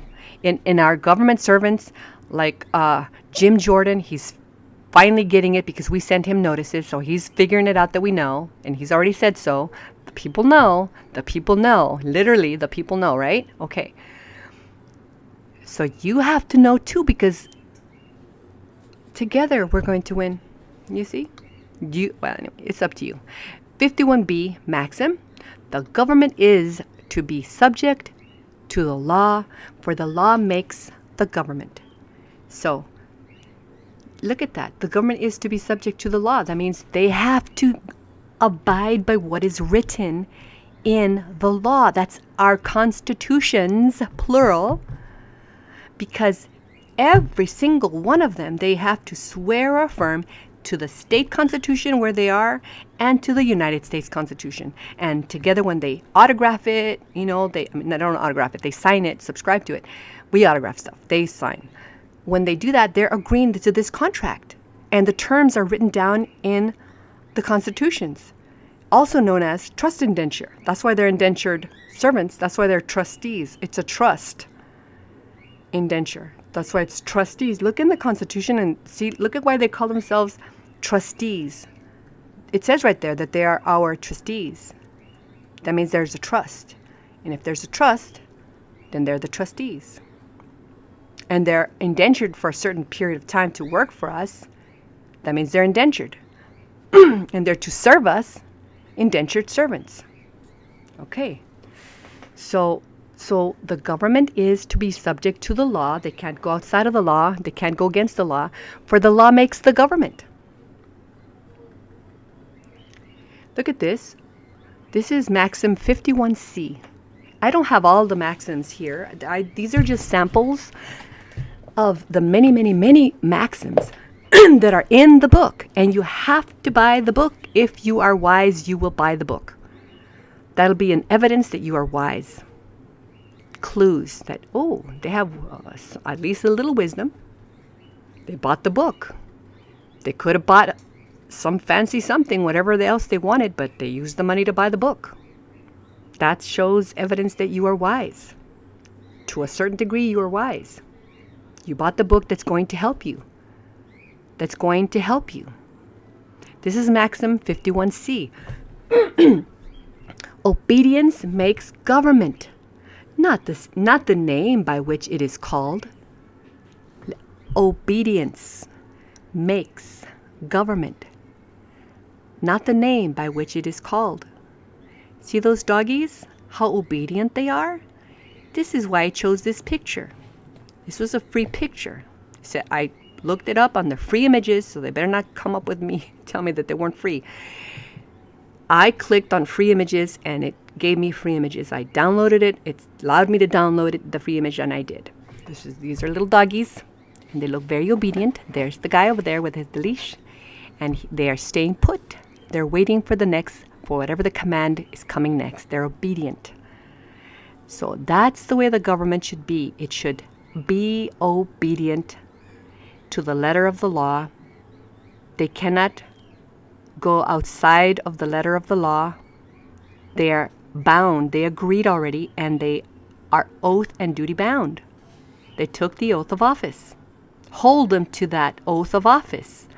Hold them to treason if they go against the people. Mercy for the people that are being harmed. Too bad for the ones that are harming. Stop it. Stop it now. Where are the whistleblowers? Come on, whistleblowers. Start whistling. Start blowing those whistles. You want to have mercy. We can't just start dispensing mercy. You don't even ask for it. Ask for mercy and we'll hear you. We'll hear it. We'll hear you. You're not even asking for mercy. Why should we have to give you the mercy when you're harming people, whoever you are, if there are those who are harming people, right? So obedience makes government, not the name by which it is called. The laws themselves desire that they should be governed by right. The laws themselves desire that they should be governed by right. That's Maxim 51D. See? This is to bring a point across, that even the laws themselves desire that they should be governed by right. There should be right laws, good laws, just laws. That's why it's the consent of the just, right? When they become government servants, they're to have justice in their hearts. They have to hold it in high esteem, to be just people with justice. They need to do things honorably, not just by name. Hey, Your Honor, when it's not really true. They're not your honors. They're dishonors. Hey, Your Dishonor. They have to be honorable if they want to be called Your Honor. Be honorable then. Abide by your oath of office. All right, this is to bring a point across, see? Even the laws themselves, they desire that they should be governed by right. See, government cannot create something to harm us, and they're obligated to only do what benefits us. Remember I said that? Another right, government servants, trustees cannot have more than one office, already pointed up there, at a time during their servanthood, trusteeship, right? And you have to govern yourself. You govern yourself because you have a free will. God gave you a free will. You govern yourself, and you're going to sow. You're going to reap what you sow. Because whatever you sow, if it's good, it's going to be good. If it's bad, it's going to be bad. But you have the right to govern yourself. No, government doesn't govern you. They are the ones that are governed. Do not be tricked. You have an inherent right to a grand jury because if you're in the body of citizens, then you have certain rights as citizens you're supposed to benefit. But even if you're not if you're outside the body of citizens, but someone accuses you or someone did something to you, you have a right to go to someone, to go to the other people. It has to be a grand jury of the people, not, only in the grand jury has to be justices or lawyers or former judges. Excuse me? No. Who's coming up with that? It's the people. It's the people. The grand jury has to be composed of average, normal, everyday people that can think. They're thinking, there they are. They don't have to be law scholars because they're going to get all the information in front of them. They just have to be people who are of average minds. They can actually communicate. They can reason. There they are. They're reasoning. They're talking. You and I can reason. You and I can distinguish good and bad. So the members of the grand is just average, like you and I, just people in the grand juries listening to the evidence, because altogether they can think about it like real human beings and say, oh my gosh, this was right or that's wrong. They can see through stuff once they get the evidence. Not the judge deciding by himself or herself alone without a jury, because who knows what they will do. Do you really believe that all humans are saints and holy right now here on earth? I don't think so. They are going to be holy and wonderful in heaven. I mean, God sees us as saints, yes, because he sees the end from the beginning from the end. He sees it all, and right now he considers us saved, and so we are saved. And that's what doesn't mean that we're not going to sin while still on earth. A lot of us could backslide. So what if the judge alone backslides right in the middle of your case and decides very badly against you, right? It's not fair to you. So the best form of justice for you, for me, is to have a whole bunch of people looking at the evidence, hearing you out, hearing the other side out, both sides, and then coming up with that justice. That's the closest fairness and possibility of coming up with something that's just, that will be fair. So that's an inherent right, and don't let anybody trick you, and because it's an epidemic right now. People are trying to trick others to think that the grand jury is another branch of government, or that it has to be filled by lawyers and attorneys. Oh, how convenient! A private membership in every single branch of government, in every single from the state government all the way to the federal government, all the way to the local government, full of attorneys, and in the grand juries that are supposed to be for the people, also filled with attorneys and judges and bar members, all these private bar members, because it's a private membership, and it's in approximately over 170 countries, all sorts of languages, doing all sorts of activities in all those other countries in the governments. You think that they're going to have, because it's a private membership association, they have what their goals are for their group. They want their group to be successful. They want their group to benefit. It may or may not be something that they want to benefit you. Maybe they want to benefit you. Maybe they don't.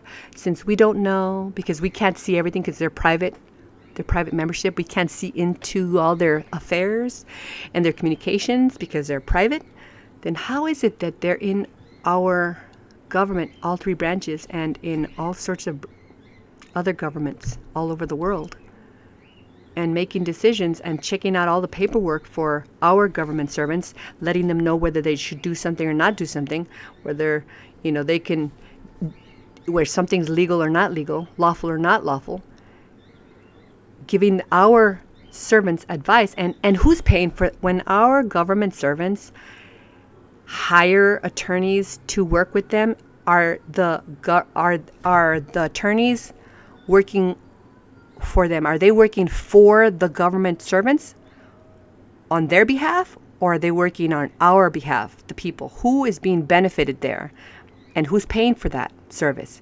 Are they benefiting the government servant, or those attorneys benefiting the people?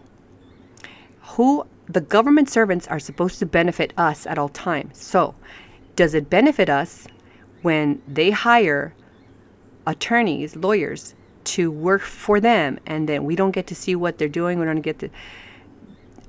They don't want to teach us the law. They don't want to tell us.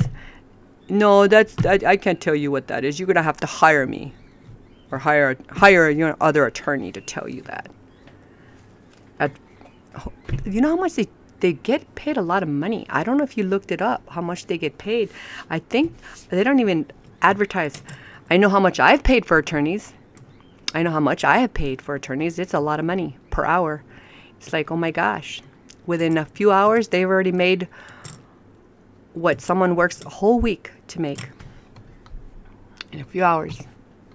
Anyway, we have a right to grow and keep food. All that is food, have and keep farm animals. I already talked about that part. Happiness, we have a right to have happiness and to pursue happiness. We have a right for that, right? We have a right to have health choices, decisions. That's an inherent right. And later on, I'm going to finish my little list, and I'm going to put beside it what I think is inherent and what I think is something that's citizen beneficiary, is a right of a citizen or a beneficiary. But nevertheless, remember, the trust protector has the power to make sure that things are followed to the letter in our constitutions, that the government servants follow it to the letter and do not stray, not for us, not an inch, not a quarter inch. They cannot stray. They have to stay with what is written. If it is not written, they don't have authority to do it. Because all the authority they have it comes from the people, and we wrote it down. The authority we were handing over to them, in order for them to be able to get the work done, we wrote it down what that authority was. And like, for example, we said that the legislature would be vested with the power to legislate. Did we say that anyone else would have the power to legislate? Is anyone else legislating, coming up with little laws here and there? Do they have the power to do that? Do they have authority to do that by the people? All authority has to come from the people. Check it out. Now, health choices. We have a right of health choices. That's our private affairs. We decide. They cannot force us to take a benefit. And that's one of the maxims I was going to put here, and you guys can find it. If you get that book, you'll find it. Where it talks about, see, your health things, they're private to you. You have no one can force you to take a benefit. See, some they may think that it's beneficial if you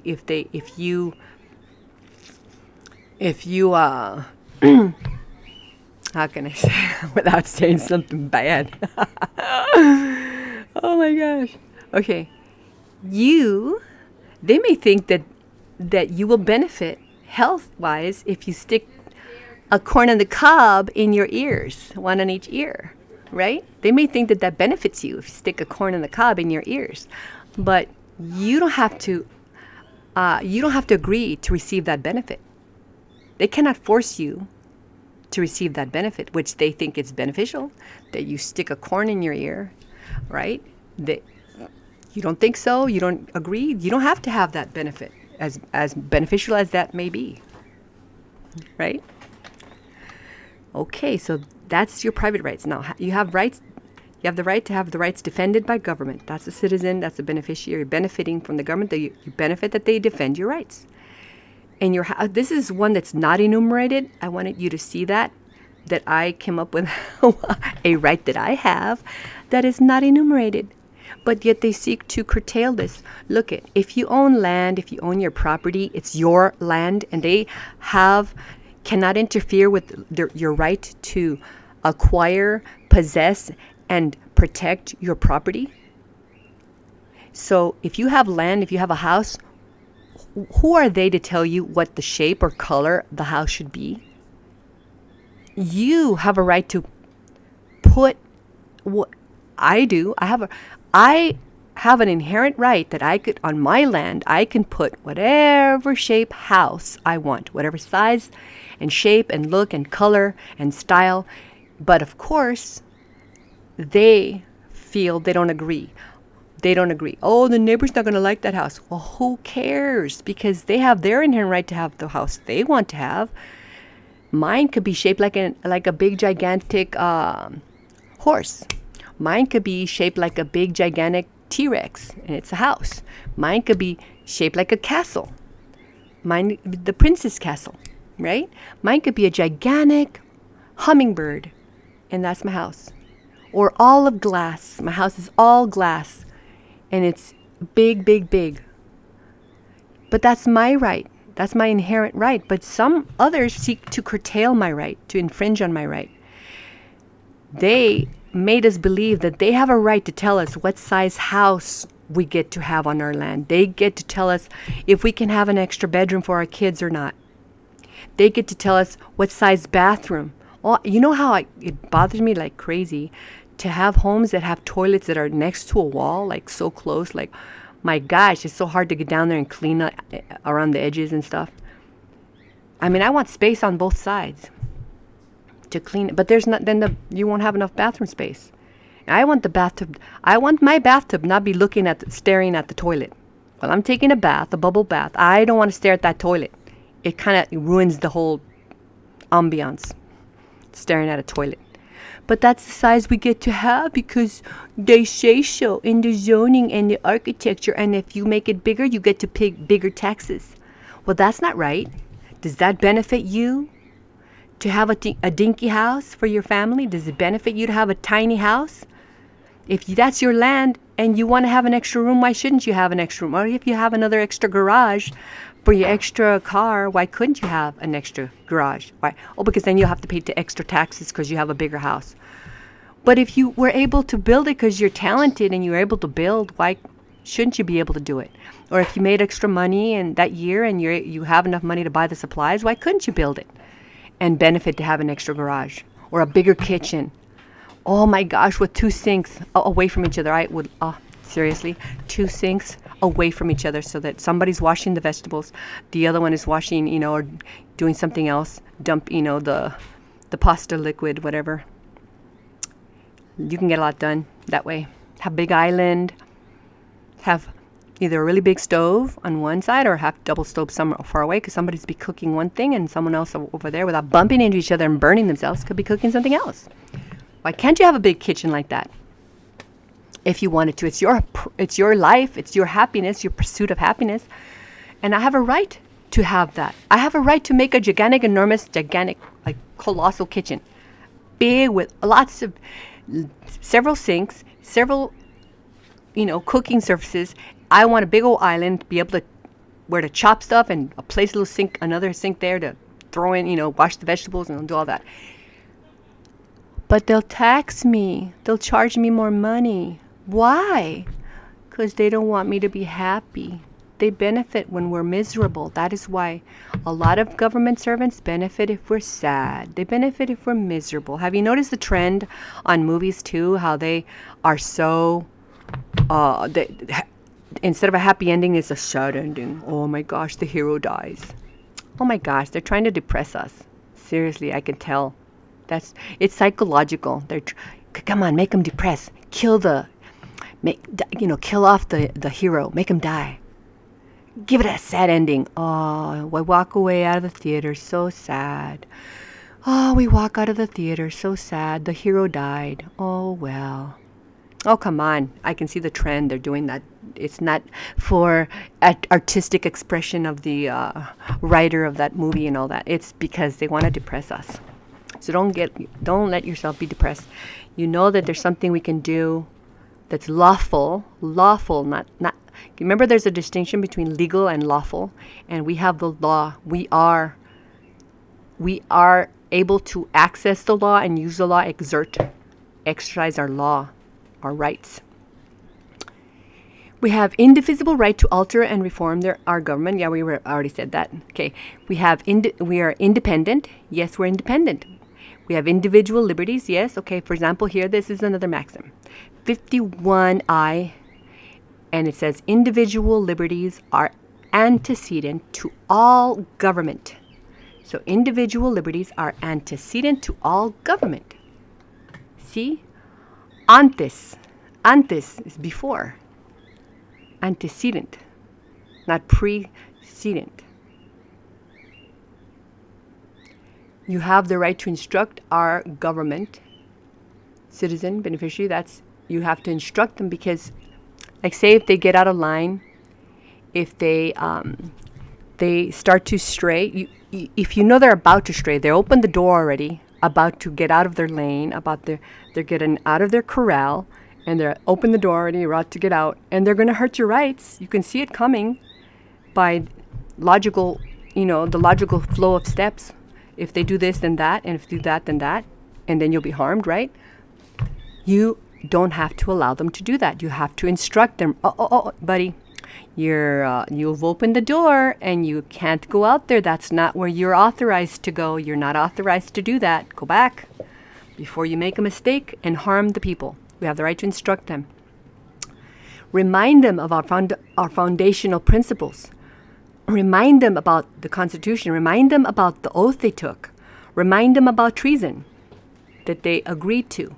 Remind them, instruct them, because they might be absent-minded or, on purpose or accidentally. Don't let that happen because they'll hurt you.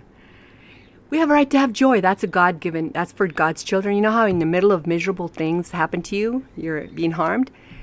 But yet, because you know you're a Christian and you know that you're going to go with God to heaven, so you have this internal joy that, like, you crazy? Why do you have joy? You're in the middle of you're being run over right now. You're being run over and your rights are totally, they bought the gigantic lawnmower and they're all over you. So you can still have joy because you know that, yes, you're doing the suffering now, but when you die, you get to go to heaven. You get to be with God, and He will dry your tears. And you will have no more reason to cry or be sad in heaven. And you will exist, and you will be conscious. You will know that you're there. You'll know God. You'll be delighted. You'll be happy there. You'll be forever happy with God. So you have this joy because of you trust God's promises. You trust what God says, so you have this internal joy. And even though in the middle of you being kicked around, you have this unexplainable, to the rest of the world it's unexplainable joy, but because you're a Christian, you have that joy. Anyway, so that's God-given, that's for God's children, because other people don't have that if they're not God's children. They don't have that internal, that joy, even in the midst of sad things, because yes, Christians get sad. Of course they do. Of course they get sad. But God doesn't let you go into the depths of the deep, deep, deep, deep dungeons of sadness, because you remember, because you read the Bible, you remember what things you read there. You know that God is not a liar. You remember the things about God, that He keeps His word, that He loves you, that He's never, never, never going to leave you, right? He's with you all through the hard times, and He will take you to heaven with Him. And then justice, He will take care of justice and mercy, and then He'll dispense wrath. Whoever needs the wrath will get it. All right, so we have the right to judgment of our peers. Remember, judgment of our peers. My peer is not no freaking attorney, okay? That's not my peer. No judge or justice. It's not my peer. It's the people. The people are my peers. Judgment of our peers. Normal, good humans that are able to look at evidence, see the evidence, listen, and make a good evaluation of the whole thing, or what they hear. And if you don't see them in the room with you, you got to know you're being run over. Don't let it happen. Get out of there and serve them a notice. Let them know that you found out. So here, 52, justice freely when you seek justice, when something happens to you and someone's hurting you and you go seek justice, they're not supposed to be the ones that devour you. It should be without purchase. We are guaranteed, these are all guaranteed rights, by the way. They're guaranteed because they swore under oath that they're guaranteeing these rights. Because when it's to support and defend the Constitution of the state of California or the state of Arizona, the state of wherever, Kentucky, and then the United States, it was to the words that are inside those constitutions, right? The words that are written down, or else what, a piece of paper? They're not swearing to defend a piece of paper just because the paper's an antique, made maybe the fine hairs of the llama or the fibers of the Egyptian whatever plant. No, because it's the words that are in there that they're swearing to support, defend, right? So that means your rights are in there, written out. And it's clear what those rights are, that they're not to mess around with and interfere with. So they already swore that. So that's why it's said right there that when you seek justice, it has to, and they repeat, you should see it, it repeats, without purchase, without sale, freely. Don't you think that that's like really pounding it in? Like really making an emphasis to that? They're emphasizing that it should be without you spending your nickels and dimes.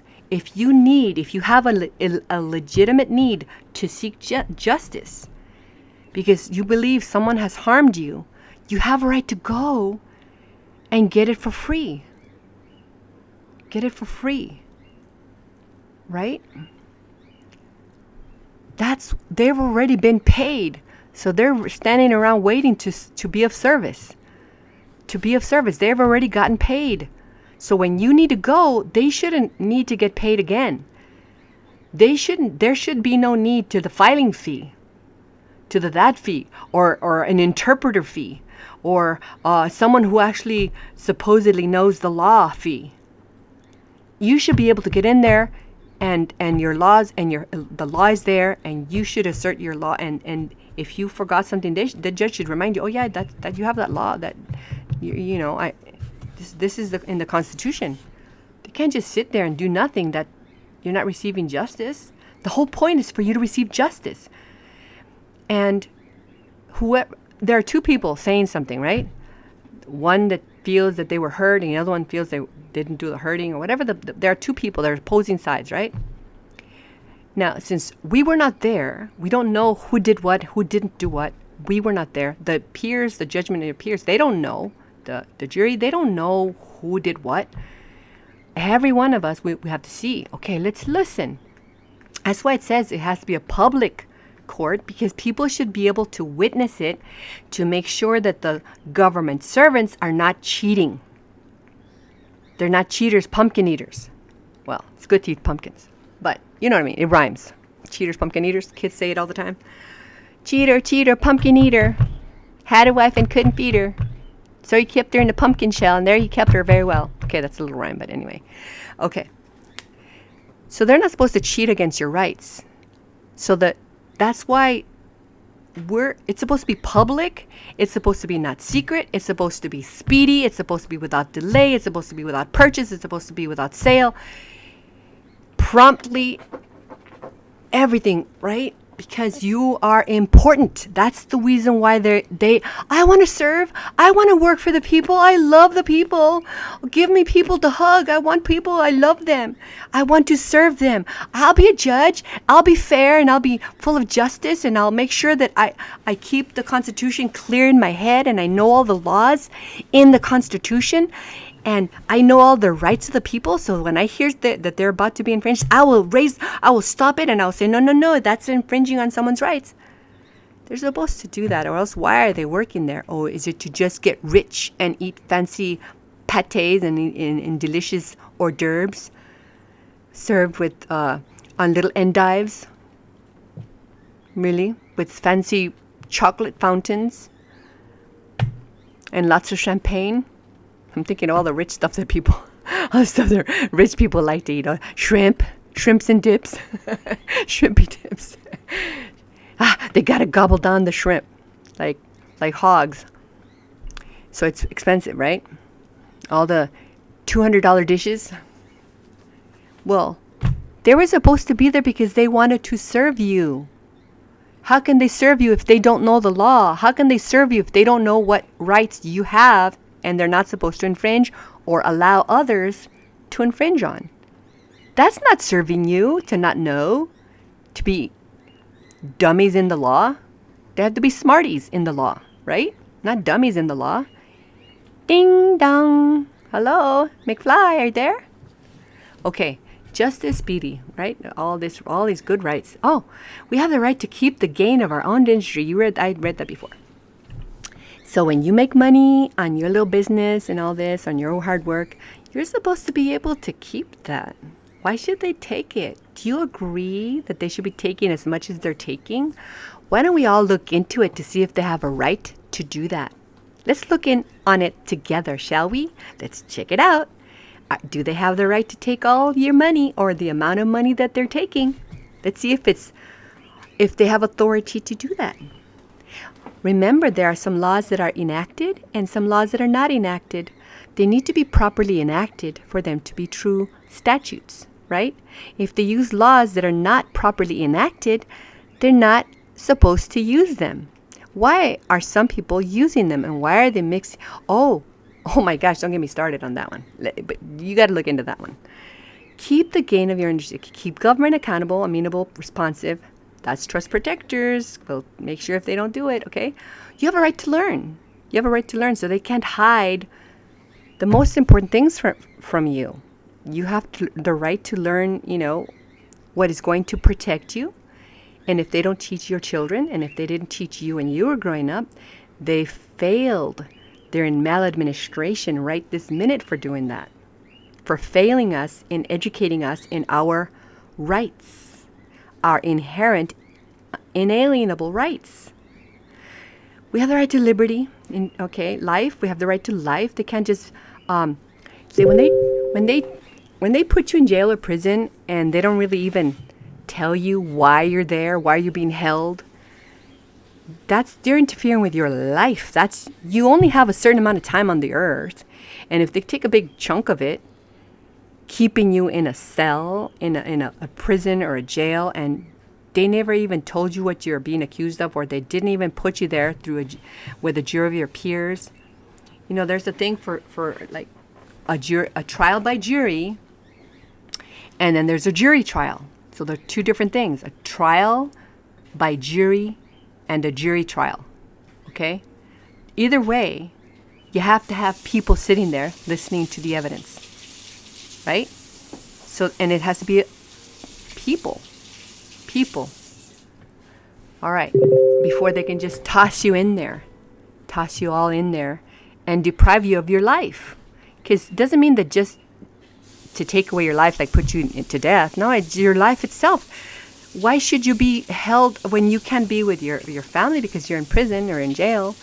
Like, say, for example, if they give you parking tickets and you didn't pay the parking tickets on time, and then they have a warrant for your arrest because you didn't pay your tickets, and they know that no one can be in prison for debt, but they make sure that it's not that the reason is not because you didn't pay your tickets. It's like, oh, you committed fraud against this statute because you did this or that. It's fraud.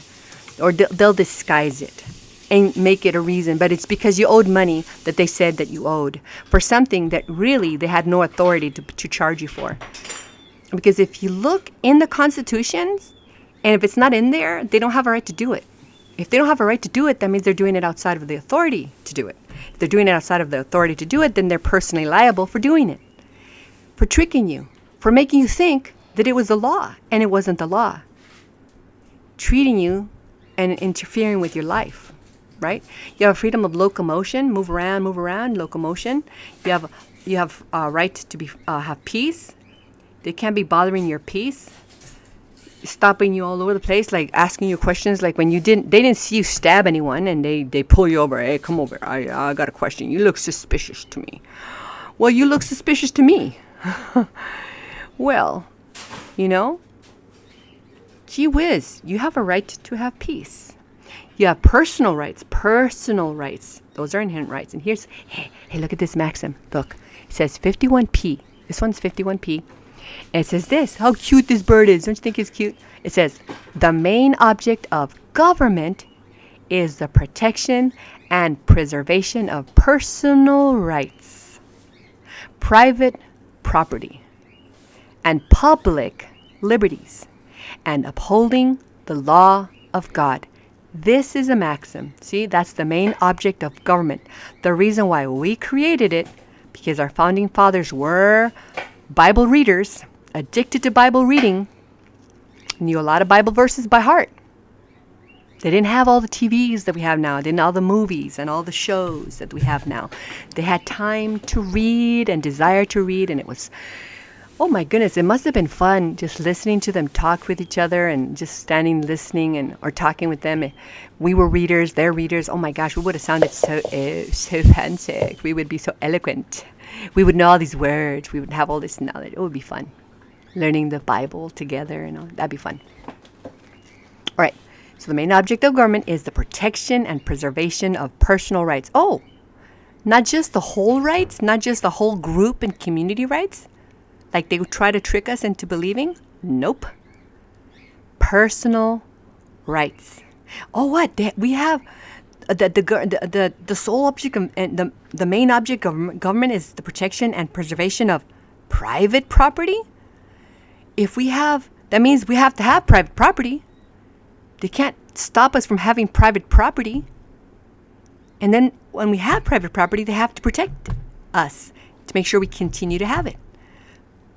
Preservation, protection, right? And public liberties. Okay, public liberties, liberties in the public. Like say you go to the doctor and hey, the doctor says they're accepting clients, right?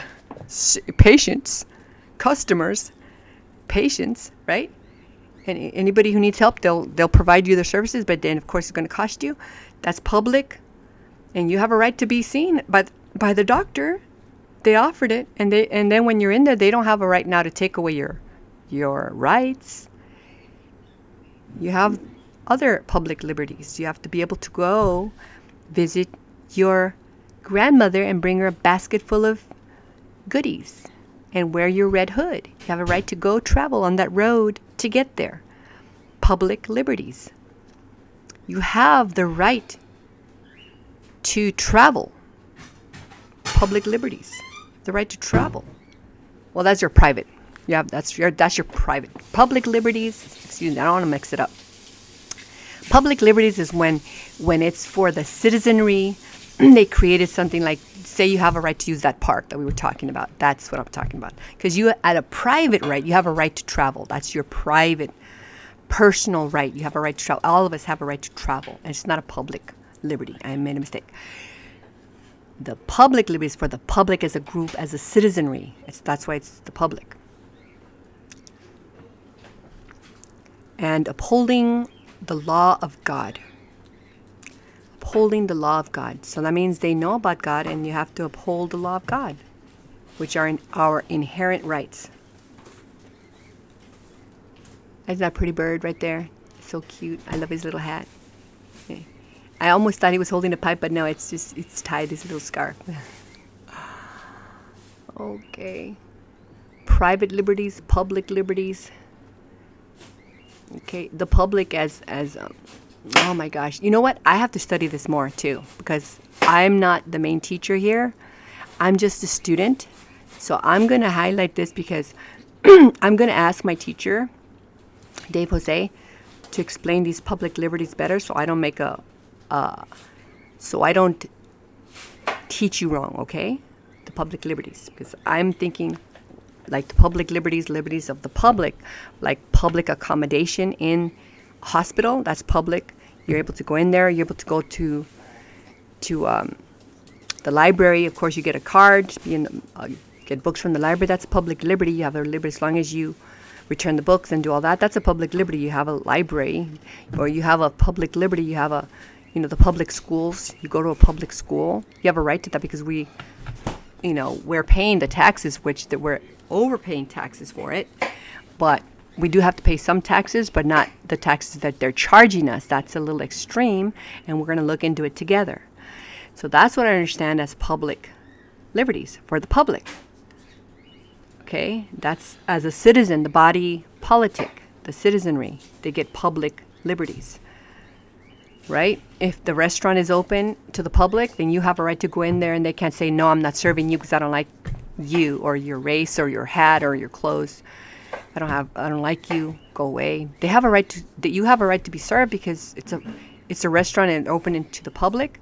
So as a citizen, you have a right that when there's public accommodation, then you're served. You have a right to be served. You can't be segregated like they did before and not serve the colored people, what's called colored people, with black people, whatever, of a different race. They're not totally black. No one's totally black and no one's totally white, just so you know, in case you haven't noticed. No one is totally black and no one is totally white. It's hues and shades, the way God likes it. God likes it like that. Okay, that's how I understand public liberties. And private liberties, that's your private things. That's your individual rights. That's how I understand it. Okay, now, you have a right to pursuit of happiness. The pursuit of happiness, it means if I really want to have a big, big house, that's my pursuit of happiness. I do. I want to have a really big house because I love kids. I love my own kids, and I love children. I love teenagers. I love people. But I hate bad people. I mean, I can't stand evil people. I can't stand them a lot, okay? I hate that. But there's some really nice people. And I want to have a big house, and I want my kids to be there, to have fun there, to fit. I want to be able to have a big old dinner table and have seats for everyone, and I want to be able to do that. That's my pursuit of my happiness. What's yours? What's your pursuit of your happiness? I don't want them to tell me you can't have that big size house, because I'm going to charge you taxes because, but then I won't be able to fit all my kids. I have 8 kids. And I did what God said to multiply, and I did, and there is enough food and all that for now. Don't let them trick you that there's, oh no, you're over consuming in the planet. It's like they don't know how to manage it. They're bad stewards of this world. They're bad stewardship, bad planners, bad engineers. Look at the way they design the streets, for crying out loud. Do you see how all the roads are all over the place? They're not even straight lines properly, and there are bumps all over the place, and they don't have enough lanes for. They could have had enough lanes for bicycles to be totally safe everywhere, and they could have had enough lanes for people who are walking, and they could have had enough space for horses to travel. And they don't. They're mismanaging it all. Because why shouldn't we? You know how much fun you get out of sitting on a horse and hearing the clippity-cloppity, clippity-clop, clippity-clop,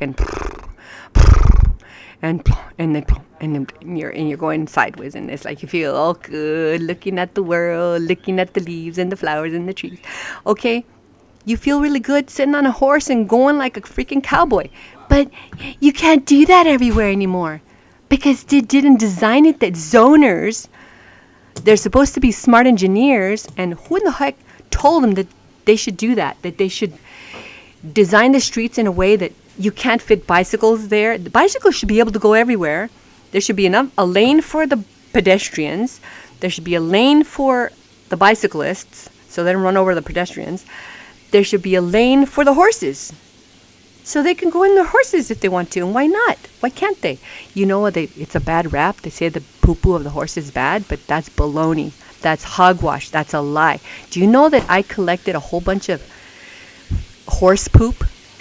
And every single thing that I planted in there grew like crazy. Loved it. All the plants loved it and thanked me. They loved it. The horse poop is so incredibly good for plants. Oh, horse poop. Poop is so bad, poop. Well, the way God designs it, no, it isn't. You have to be good stewards and know how to use stuff, guys. Everything has a purpose and a use and a thing. Anyway. So, I'm just saying your pursuit of happiness, my pursuit of happiness would be that I want to be able to ride on my horse to different places. But they don't have enough places for that. That's bad zoning, bad designing, bad everything. And I want to have a big house for my kids and my family to come visit all the grandkids. I want 1,000 grandkids all at once visiting me. I'm so happy like that. I want to have big areas for them to play. I want to have all my kids running all over me, climbing all over my head. I love it. Anyway, but you may not like that. You may like your own thing, and that's fine. That's okay if you like it. You be happy your way. Let me be happy my way. As long as I'm not hurting you, you're not hurting me, no one's hurting each other, everything's good. Okay. This was it. Endowed by our Creator. Pursuit of happiness. Okay. Possess property. You have a right to possess property. Now, if they don't let you possess property because they trick you, for example, not that they're doing it, but if they were, like, for example, if they said, how can I say it? Fee simple absolute. Is that what it's called? When they say it's fee simple. Is that fee simple, honey? What it's called? Yeah, fee simple. Okay, fee simple. When they just say fee simple, you have a right to use the land, use it, and use your house. But you don't really own it. But if it's fee simple absolute, you absolutely do have the ownership to that land. And you really do have ownership to the dirt in the ground, under and up, high up. But you know what? Are they really teaching us that? You have a right to possess property. Are they interfering with our rights to possess property if they don't teach us correctly how to possess property, or they keep that knowledge from us and we have a feeling that we own, I own property, I own a house. But then you realize, you really just own the use, the right to use that house. Sole and exclusive use of the house. Well, so would a tenant if they rented the house. Wouldn't they have sole and exclusive use of that house if they rented the house? Why are you being treated like a renter when it sounds like you're owning it, but are you really owning it? Can you ask them that? Can you check in on that? Isn't it worth it to you to find out if you really own your property all the way, absolutely, or if you think you own it, but you really just are using it? You have a right to use it. Wouldn't that be something you'd like to know? I'd like to know. I don't know if you'd like to know. How about this? Privacy. You have a right to privacy. Yes, you do. Somebody can just go in your house and start barging in there, right? That'd be so rude.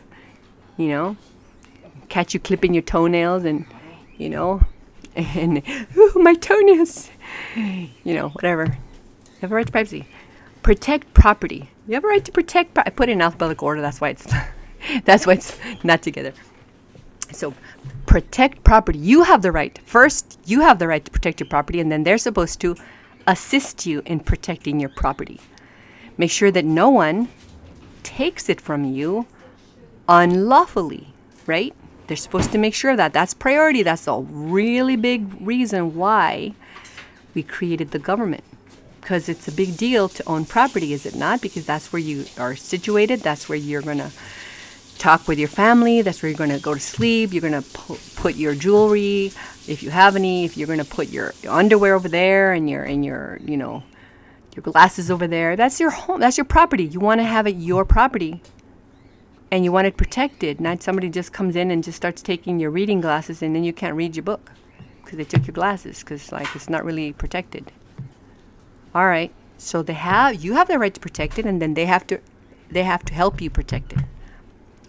You have the right to public accommodations, because if they're public and you're a citizen and they're open to the public, you as a citizen, you are the public as to come in and use it, right?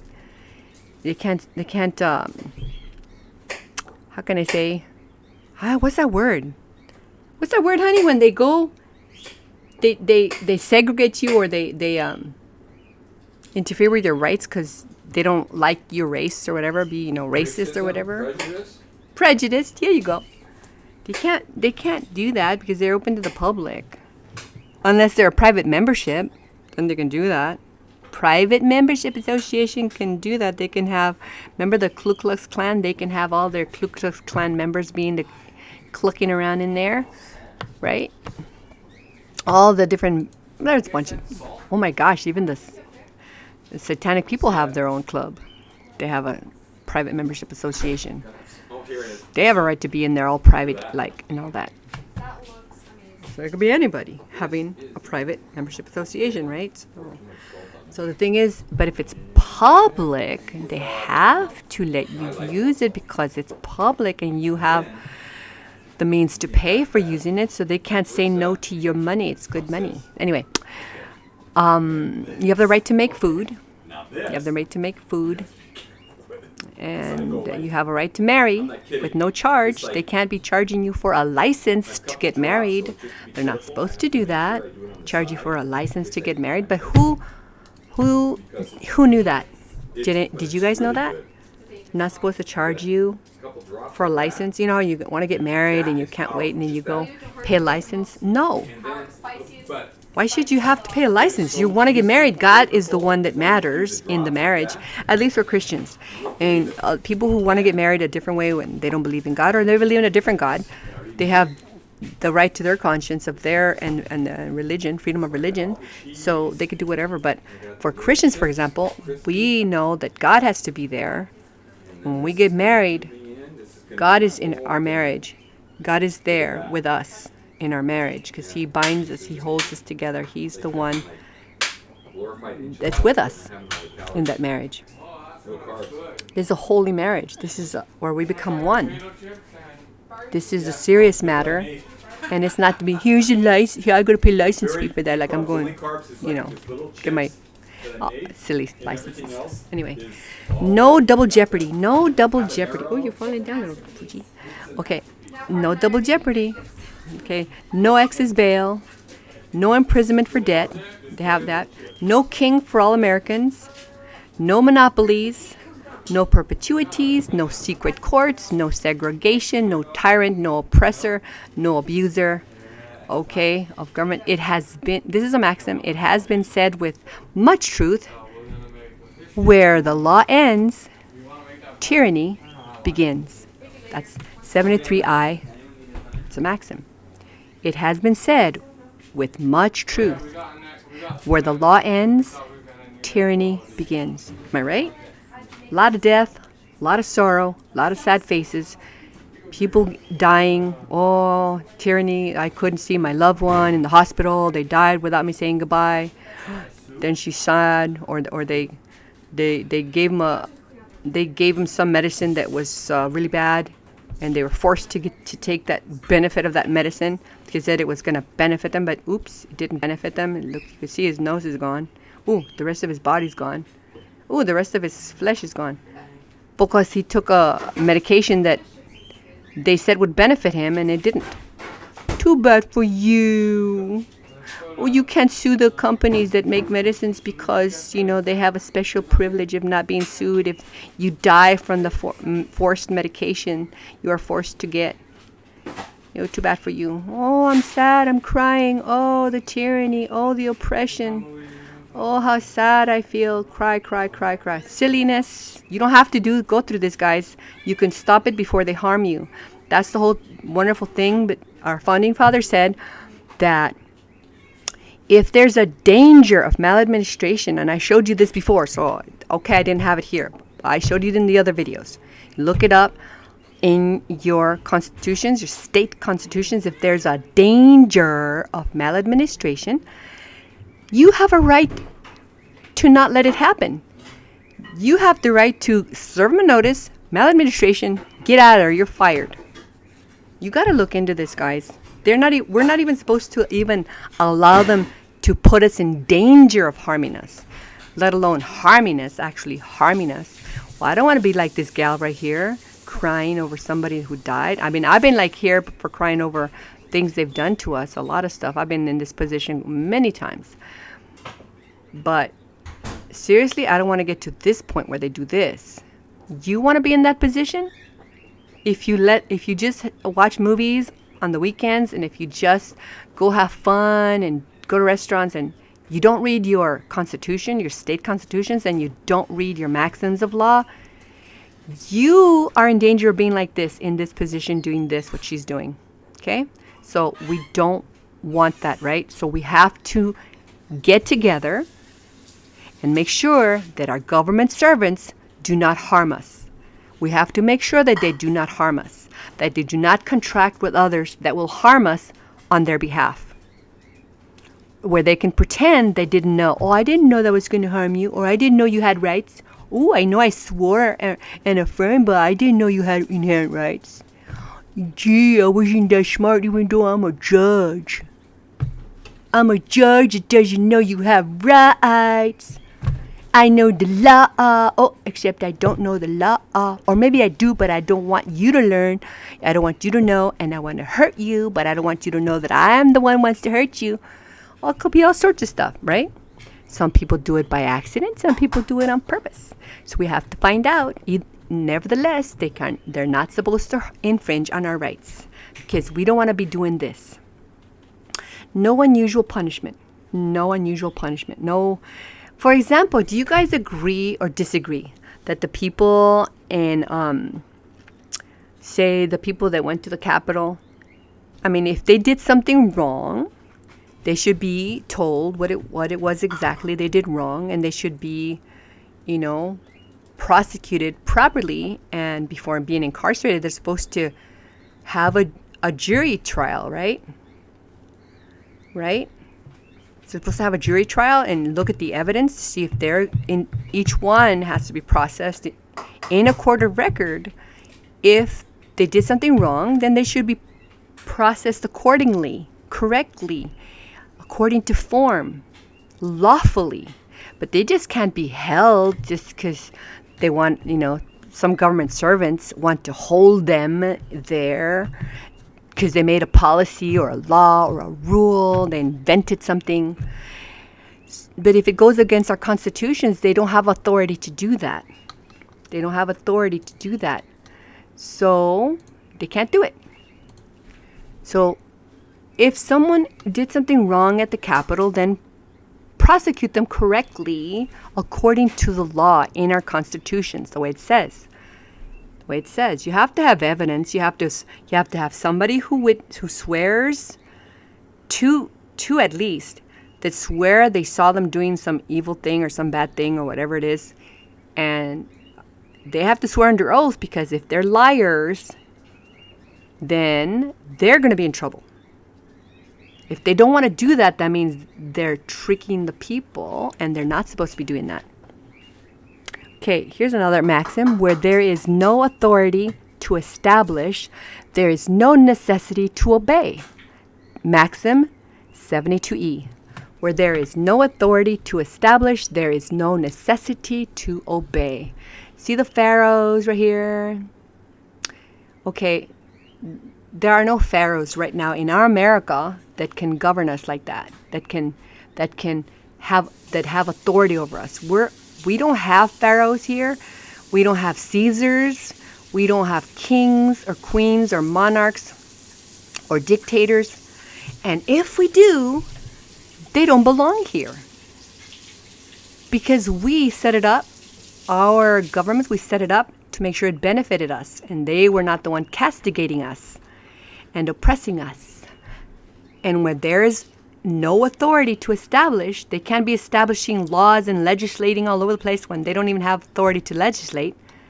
Only the legislature has authority to legislate. And if anybody else takes that authority, sorry, bud, but you did it outside of authority. So there is no necessity to obey it. Okay, we have a right to redress of grievances. Yes. We have religious liberty. We have religious expression. And I'm going to get out. I don't want to... Yikes. Redress of grievance is a really important one, you guys, because, like, say you got hurt. Look, let's say somebody gets hurt, and it's the ones that did the harm were government workers. Then, my goodness, they need to redress those grievances. You have a grievance. It's legitimate. They harmed you. Your rights were infringed. So they have to make it right. They have to make it right. You suffered. You didn't need to be suffering like that. And, it's unfortunate that some people think that, well, so you suffering, suffered. It's okay. Get over it and all that. Yeah, really?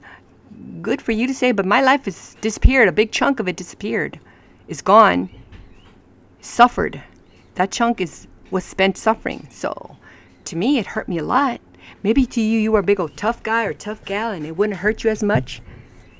But we all have different sensitivities and they're not supposed to hurt. That's the reason why they, as government servants, are not supposed to hurt us. They're not supposed to trespass on our rights themselves, allow anyone to do it or do it themselves. Because then you ought to receive the redress for your grievances. As a matter of fact, guess what? They already agreed to it. They already agreed to it. So if they don't do it, if they don't redress your grievances, now they're committing maladministration. And they're breaking their oath because it was in there and they are neglecting their duty. They're going against their duty. They're not being faithful. You told them what the grievance was. You told them, and it's legitimate. You served them a notice. You showed them, and they were supposed to look into it. And they just ignored you. They didn't bother to talk to you. Okay, they're in maladministration. And that means they can be in serious trouble with that maladministration. It opens the door to all sorts of other things. Religious liberty. You can be of whatever religion you want to be. Anything. Whatever religion you want to be, you can have that religion. The only thing is, it's up to you, between you and your God. Whatever you want to risk, your soul, you want to risk your soul. Everybody has a right to their free will to risk their soul. If they don't believe in the actual true God, if they believe in a made-up God, it's still a religious liberty. Whatever you guys believe in aliens coming down from outer space and they're gods and they're going to come, that's your religion, whatever. And you're going to have to deal with God about that. But you have a right to religious liberty and religious expression, right? As long as you don't come over here and try to scalp me because your religion says you can scalp me and then offer it to your God, and no, you can't do that. Okay, we have a right to have a republic form of government, and it's clearly written in there that the United States already agreed that they have to give us, they guarantee that it's going to be a republic form of government. So you know what? They're not even allowed to be spitting out lies saying, oh, our democracy. You know what? That is treason talk, because that's a lie. If they're incompetent to know the truth, they shouldn't work there. Because in the Constitution, it says republic form of government. And I'm not talking about the Democrats and the Republicans. There are evil people on both sides, just so you know. And I'm not saying how many or all of them. I'm just saying there are on both sides. Evil people, bad servants on both sides. But when I'm talking about Democratic Party and the Republican Party, I'm not talking about the parties. I'm talking about the form of government, the kind of government that it is. It's a republic form of government. That means we the people have the authority. We kept it reserved. We accepted it out of it, and it's the kind of government we can correct it. There can be no kings, no queens, no monarchs, none of that junk. It's like we have authority. We have the power. We got together and created that government to serve us, to benefit us, to defend and protect our rights. That's a republic form of government. This is the one that our founding fathers figured was the one that would help protect our rights the most, that would help us the most as a people, so that we can be defended in case someone came to attack us. And other than that, the best form of government is a direct government of God. That's the best form of government. But on the earth, the best one in lieu of that, because it's under that, is the republic form of government. So because we allow anyone to have whatever religion they want. So it's not the kind of government that says only one religion. It's anybody can have their whatever religion they want to have. You're free to have whatever religion because it's just between you and your God, right? It's like it's between you and your God. If your God is real God, then it's between you and your God. Christians believe there's only one God. I believe there's only one God, and He's the only one that ever was, is, and will be. That's what I believe, but that's what I believe. You might believe there are 20,000 gods. That's your belief, and you have a right to your expression of that belief. You have the right to enjoy it, right?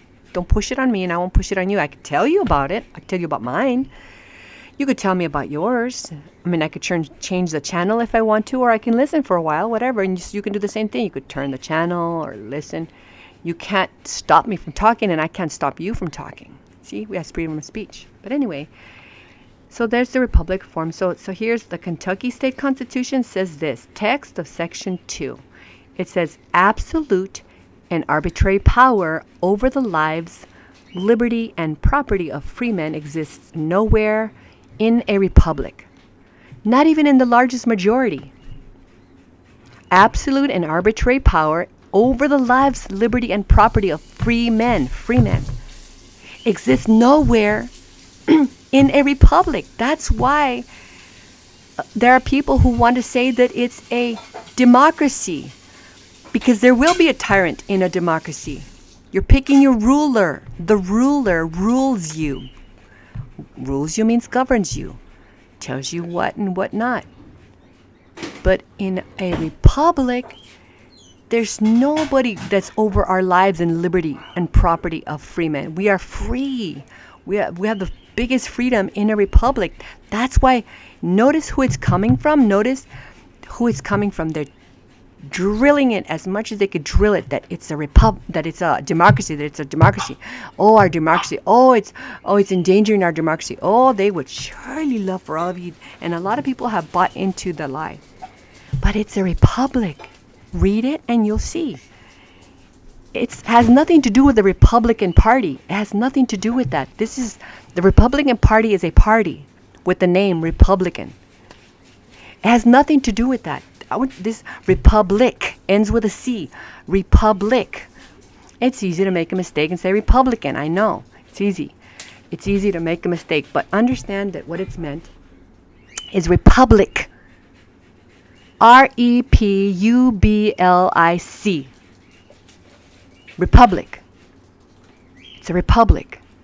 It's not Republican. But even I've made that mistake because it slips off your tongue, right? Republican, because you've heard it so much. But it's a republic in form. That's the government. That's where the people are at power. The people have the power, not the government. The other way, in a democracy, you'll pick your ruler who's going to rule you and going to kick you in the rear end. You don't want that. Believe it. So in Kentucky State Constitution, read it right there. It's in there. They already guaranteed to us, to every state, that that's the case. That they guaranteed that it would be a republic, a government republic in form, republic in form, not Republican in form. But you know what I mean. Even if we made the mistake and said Republican, you know what we're talking about. I'm going to make it here clear that that's what we were talking about, because we're all students and we're all learning. But that's what we were talking about, republic in form. Even though you hear us say sometimes Republican in form, that's what we meant. We meant republic in form. Just because they borrowed that name, Republican, the Republicans, they wanted to use it because they're going to vote for us if we have the name Republican. And the other people, they're going to vote for us if we have the name the Democrats, the Democratic Party. When they're not even Democratic anyway. They're really bad. The Democrat side of the platform is so darn bad. And then what they do is they do such terrible things. I really don't like what they do. They do terrible things, and then they make you you to do things, and then they don't do them. Like when they forced certain things for you to wear over your head, they didn't wear them over their heads. A lot of them didn't. They got caught on the camera, taking it on, putting it off, whatever. All this nonsense, shenanigans, theatrical stuff. A right to responsive government. Yes, we have a right to a responsive government. They must respond. Like if you write them a notice, they have to respond to you. They have to respond to you. They choose not to, but that's maladministration. I guess some of them figure that they might be safer to be called out for maladministration. They're hoping it won't amount to treason, but don't be so sure. All right, we have a right to safety. Safety, we have to be safe. They can't just be starting a fight with some place in some country. They can't be, we're not safe if we can't drive to go to work. If we're not safe if the trucks can't drive to come and bring us the food. And we're not safe if we don't have gasoline. We're not safe if we don't have clean water, enough water, a luxurious amounts of water. We're not safe. You can only take a fast shower. Oh my gosh, hurry up and take a shower. Ooh, I know what I do. It's an emergency. Oh, wash certain parts first and other things next. Okay, because otherwise you run out of water. Or they'll charge you a lot of money for it. I remember those days when they used to measure out our water. Oh, the water, and it's a drought. You can only take a quick 2-minute shower. Look out. Oh my gosh, that's crazy. Or their dishwasher that you can't use full water to clean your dishes out there, and you don't even have clean dishes then. What's the point of the dishwasher when it doesn't give you clean dishes? Salvation. Oh, salvation of the soul. I put this in here just to show you something. This is something that only God's children get. This is a right. Well, not a right, but I wanted just to throw it in here to tell you. It's a gift. A gift. This is a gift that God gives his children. It's the gift of salvation. Because he does certain things, and you got to look in the Bible to find out what it is. Does certain things so that you don't go to hell, so that you are saved. He saves your soul, and figure out how it's done, how God does it. Or you're going to miss out. I just wanted to throw that in there so you could remember this is what we believe, that God is the one that saves the soul. He has the power to save souls. He has the power to condemn a soul. Now, we have a right to be secure in our person, house, papers. They can't just be meddling into your papers, asking you if you have gone to get a pedicure this week. Have you? I need you to prove it. Prove to me that you've gotten a pedicure this week. You know what I'm talking about. Did you get a pedicure? I'm not going to let you see your child if you don't have proof that you have received a pedicure. And it's been recent. And it's from this company. My goodness. How about your house? No, we got to get in there and check out your house. Why? Because somebody was worried about you guys. Something's going on in there. It's like, really? What? Who's swearing under oath? Because if they're making it up, they're going to be in trouble. I need to know. Who's accusing? You have the right to be secure in your person. How are you secure in your person if they throw you in a confinement situation? And your person, it's not secure because you're not able to go freely where you want to go or be with whom you want to be. You're not secure. You're being held against your will. You're being forced to accept certain benefits that you don't want to accept. In other words, there's a bunch of things in here. Secure in your person. There's a bunch of things that we can talk about of being secure in your person, right? You can think of a lot of things. How about slavery? Nope. No slavery here. No involuntary servitude. That's why when the trustees in the trust indenture, they're almost slaves. They're not slaves, but they're almost slaves because if they... Just like a slave can be punished, they can be punished with treason, right? There's when it gets proven that they committed treason, there's going to be a type of consequence that is tied to the word treason. There's consequence. And so that's why, and it's because it's so severe that it's almost like if they were slaves. They're almost slaves. They're indentured servants. But the rest of us, the people, look at all of us, there are no slaves. There should be no slaves. And all men are free men or slaves. So either if you're not fully free, then they're already turning you into a slave. Because if you're not fully free, this is the only alternative. You're a slave then. You just don't know it. They're treating you like a slave, and you shouldn't be treated like a slave. Like if they want you to take medication that you don't want to take, isn't that something that you could do to a slave?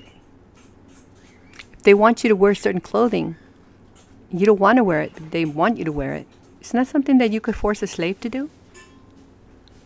If they take away a lot of your money that you gained with your work, isn't that what they do to slaves? You know, but then pharaohs had slaves. They sure let them have clothes, and they let them eat, and they let them have, bed and things like that. But they took a lot of that work, didn't they? This is Maxim 47G. All men are freemen or slaves. I don't want to be a slave, do you? Here's another one. It's another maxim. You gotta get the book, you guys.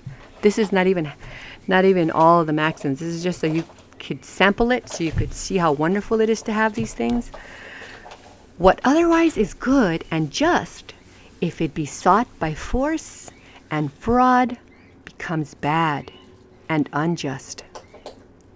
Maxim 29J. See, look at this little tiny... I love cats, but you is. This cat is being naughty. This little frog. Look, it's being intimidated. This cat is making him agree to do something by force. It's fraud if it's by force. It's involuntary. Oh my gosh. It's bad and unjust. This is giving... So your kids can study. You have something to talk about with your kids. When you see these images and you see the words, you could try to explain to your kids a little bit so they can understand what it is these words mean. What do they mean? That's why I got these posters, because I thought maybe it might help you. You could do a much better job explaining to your kids using this poster. You put it on silent, and then you just explain it without me talking. All right, sleep. You have a right to sleep. Speech. You have a right to freedom of speech. You have a right to trial by jury. You have a right to travel. You have a right of your well-being. And you have a right to work. You have a right to work, or else how are you going to get property? How are you going to buy a car? How are you going to buy food? If they tell you can't go to work, who in the world do they think they are? Well, let's set them straight, okay? Let's set them straight, because you know what? They can't tell you you can't go to work. No, okay. What the heck? Okay, if they don't want you to go to work, then they should pay you out of their pockets, not of someone else's pockets. Yeah, you stay home and we'll give you a check to stay home. But it's going to come out of all of their pockets, not of our pockets. Well, forget that. As a matter of fact, God likes us to work. God hates laziness. And making someone stop working, that's forcing a type of laziness on them, which it's so against God, so totally against God, because God wants us to work. We're even going to work in heaven, but we're not going to get tired in heaven, and we're going to want to work. The kind of work we're going to do is something we're going to want to do. We're going to be so excited to do, happy, joyful to do. God is not a lazy God, and He doesn't like His kids to be lazy. He likes everyone to work, because He's always working. He's always doing something. Busy, busy, busy, doing this, doing that, doing this, doing that. He always has something to do. Always something to do. Right? And so He wants us to work. And so when some clown tells you you are not allowed to work, where do they get that authority? Ask them in a notice. You know why in a notice? Formally submit it to the right people, because they have to archive it. It's proof now that you served them. They can't hide and pretend they didn't know what the true law was, because you pointed it out to them. They can't hide now. They can't hide that they didn't know what the law was. But I didn't know I was hurting the people. What do you mean you didn't know you were hurting the people when I showed you what the law was, that you were hurting the people? And telling people and forcing them not to go to work when they want to go to work. They need to go to work so they can have better lives, full of yummy food and full of, nice bed sheets and comfortable couches and really big screen TVs. They can't just get that for free. They gotta work to get that. They want a nice air-conditioned car, just like the attorneys like to drive off of our money. A lot of them, they get to drive these. I know, you know why I say it about the cars? Because I have to drive a car that has no air conditioning, and it gets hot. Seriously, when it's 100 and something or whatever, and then I'm driving a car and has no air conditioning, it gets hot in there. On my eyes, it starts like raining, and it's salty rain like ocean water, and oh my gosh, I gotta do my eyelid blinkers. And then I think I could have had money. I had money, but the government and certain attorneys took it without a trial by jury. And so, of course, and I've seen their cars. I've seen how comfy their cars are, cushiony and smelling like brand new leather, right? And I know that the money came from people just like me, right? And they didn't use the actual law to protect us, to defend us.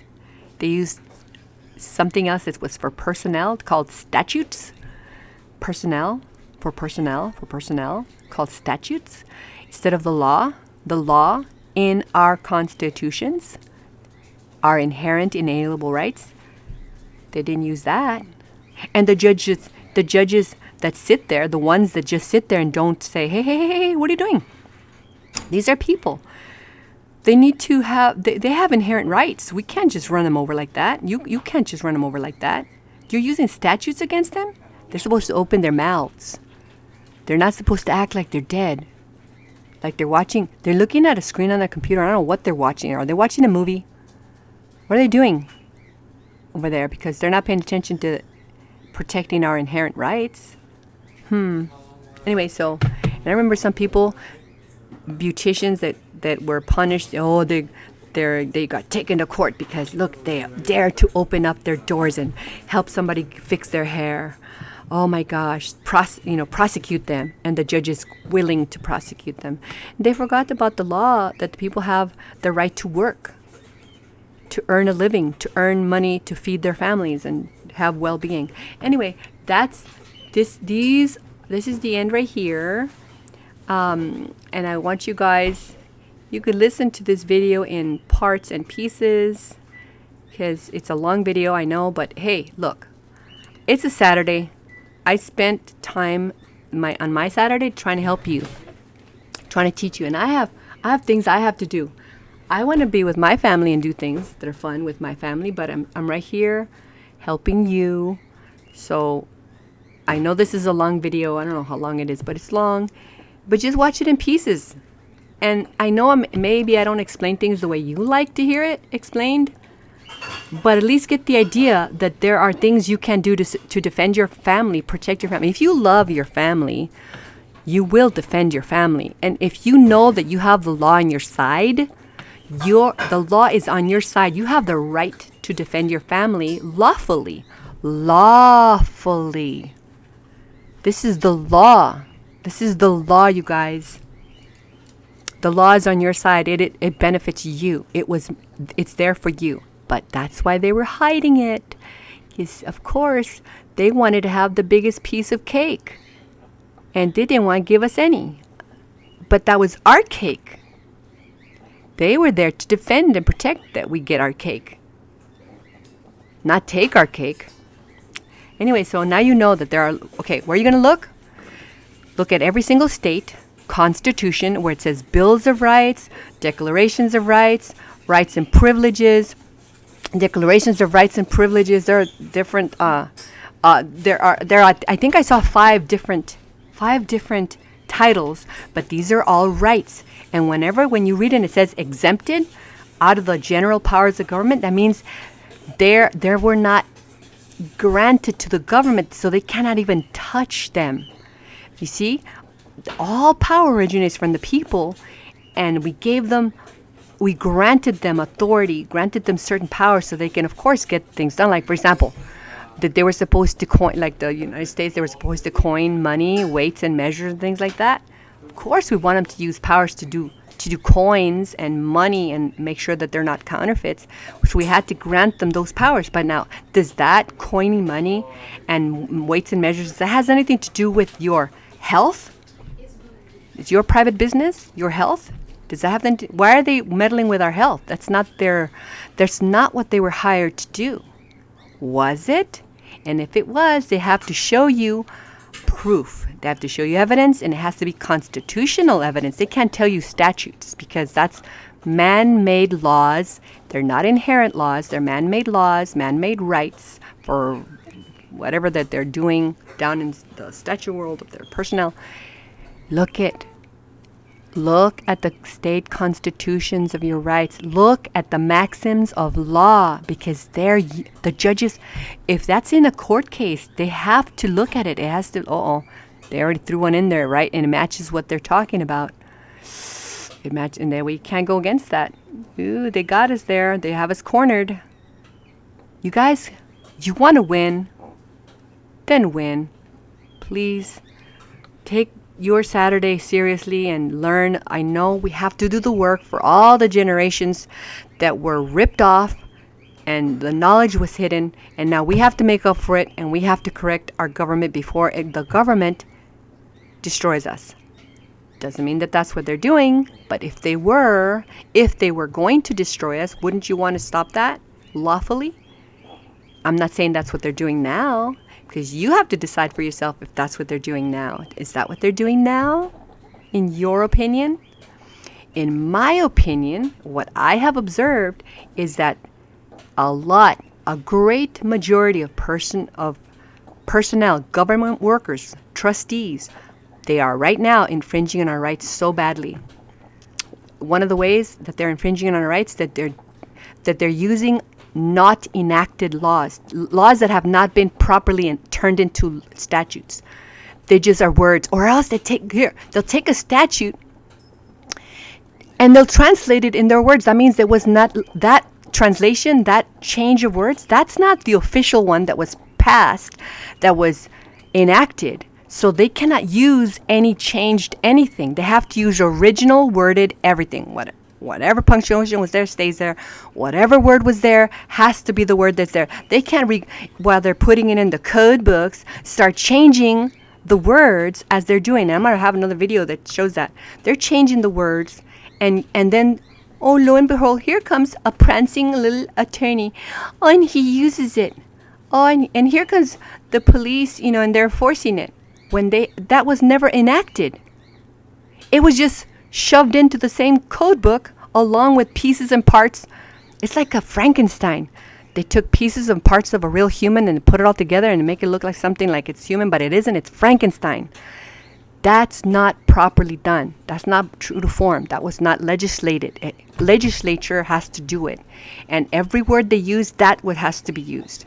If they didn't use the word, they cannot change the word over here because the coding guys are translating for us because we're too dumb to understand it. So they have to translate what it means, or they have to, to make it more clear. La, la, la, la. So why didn't they make it clear when they were enacting it?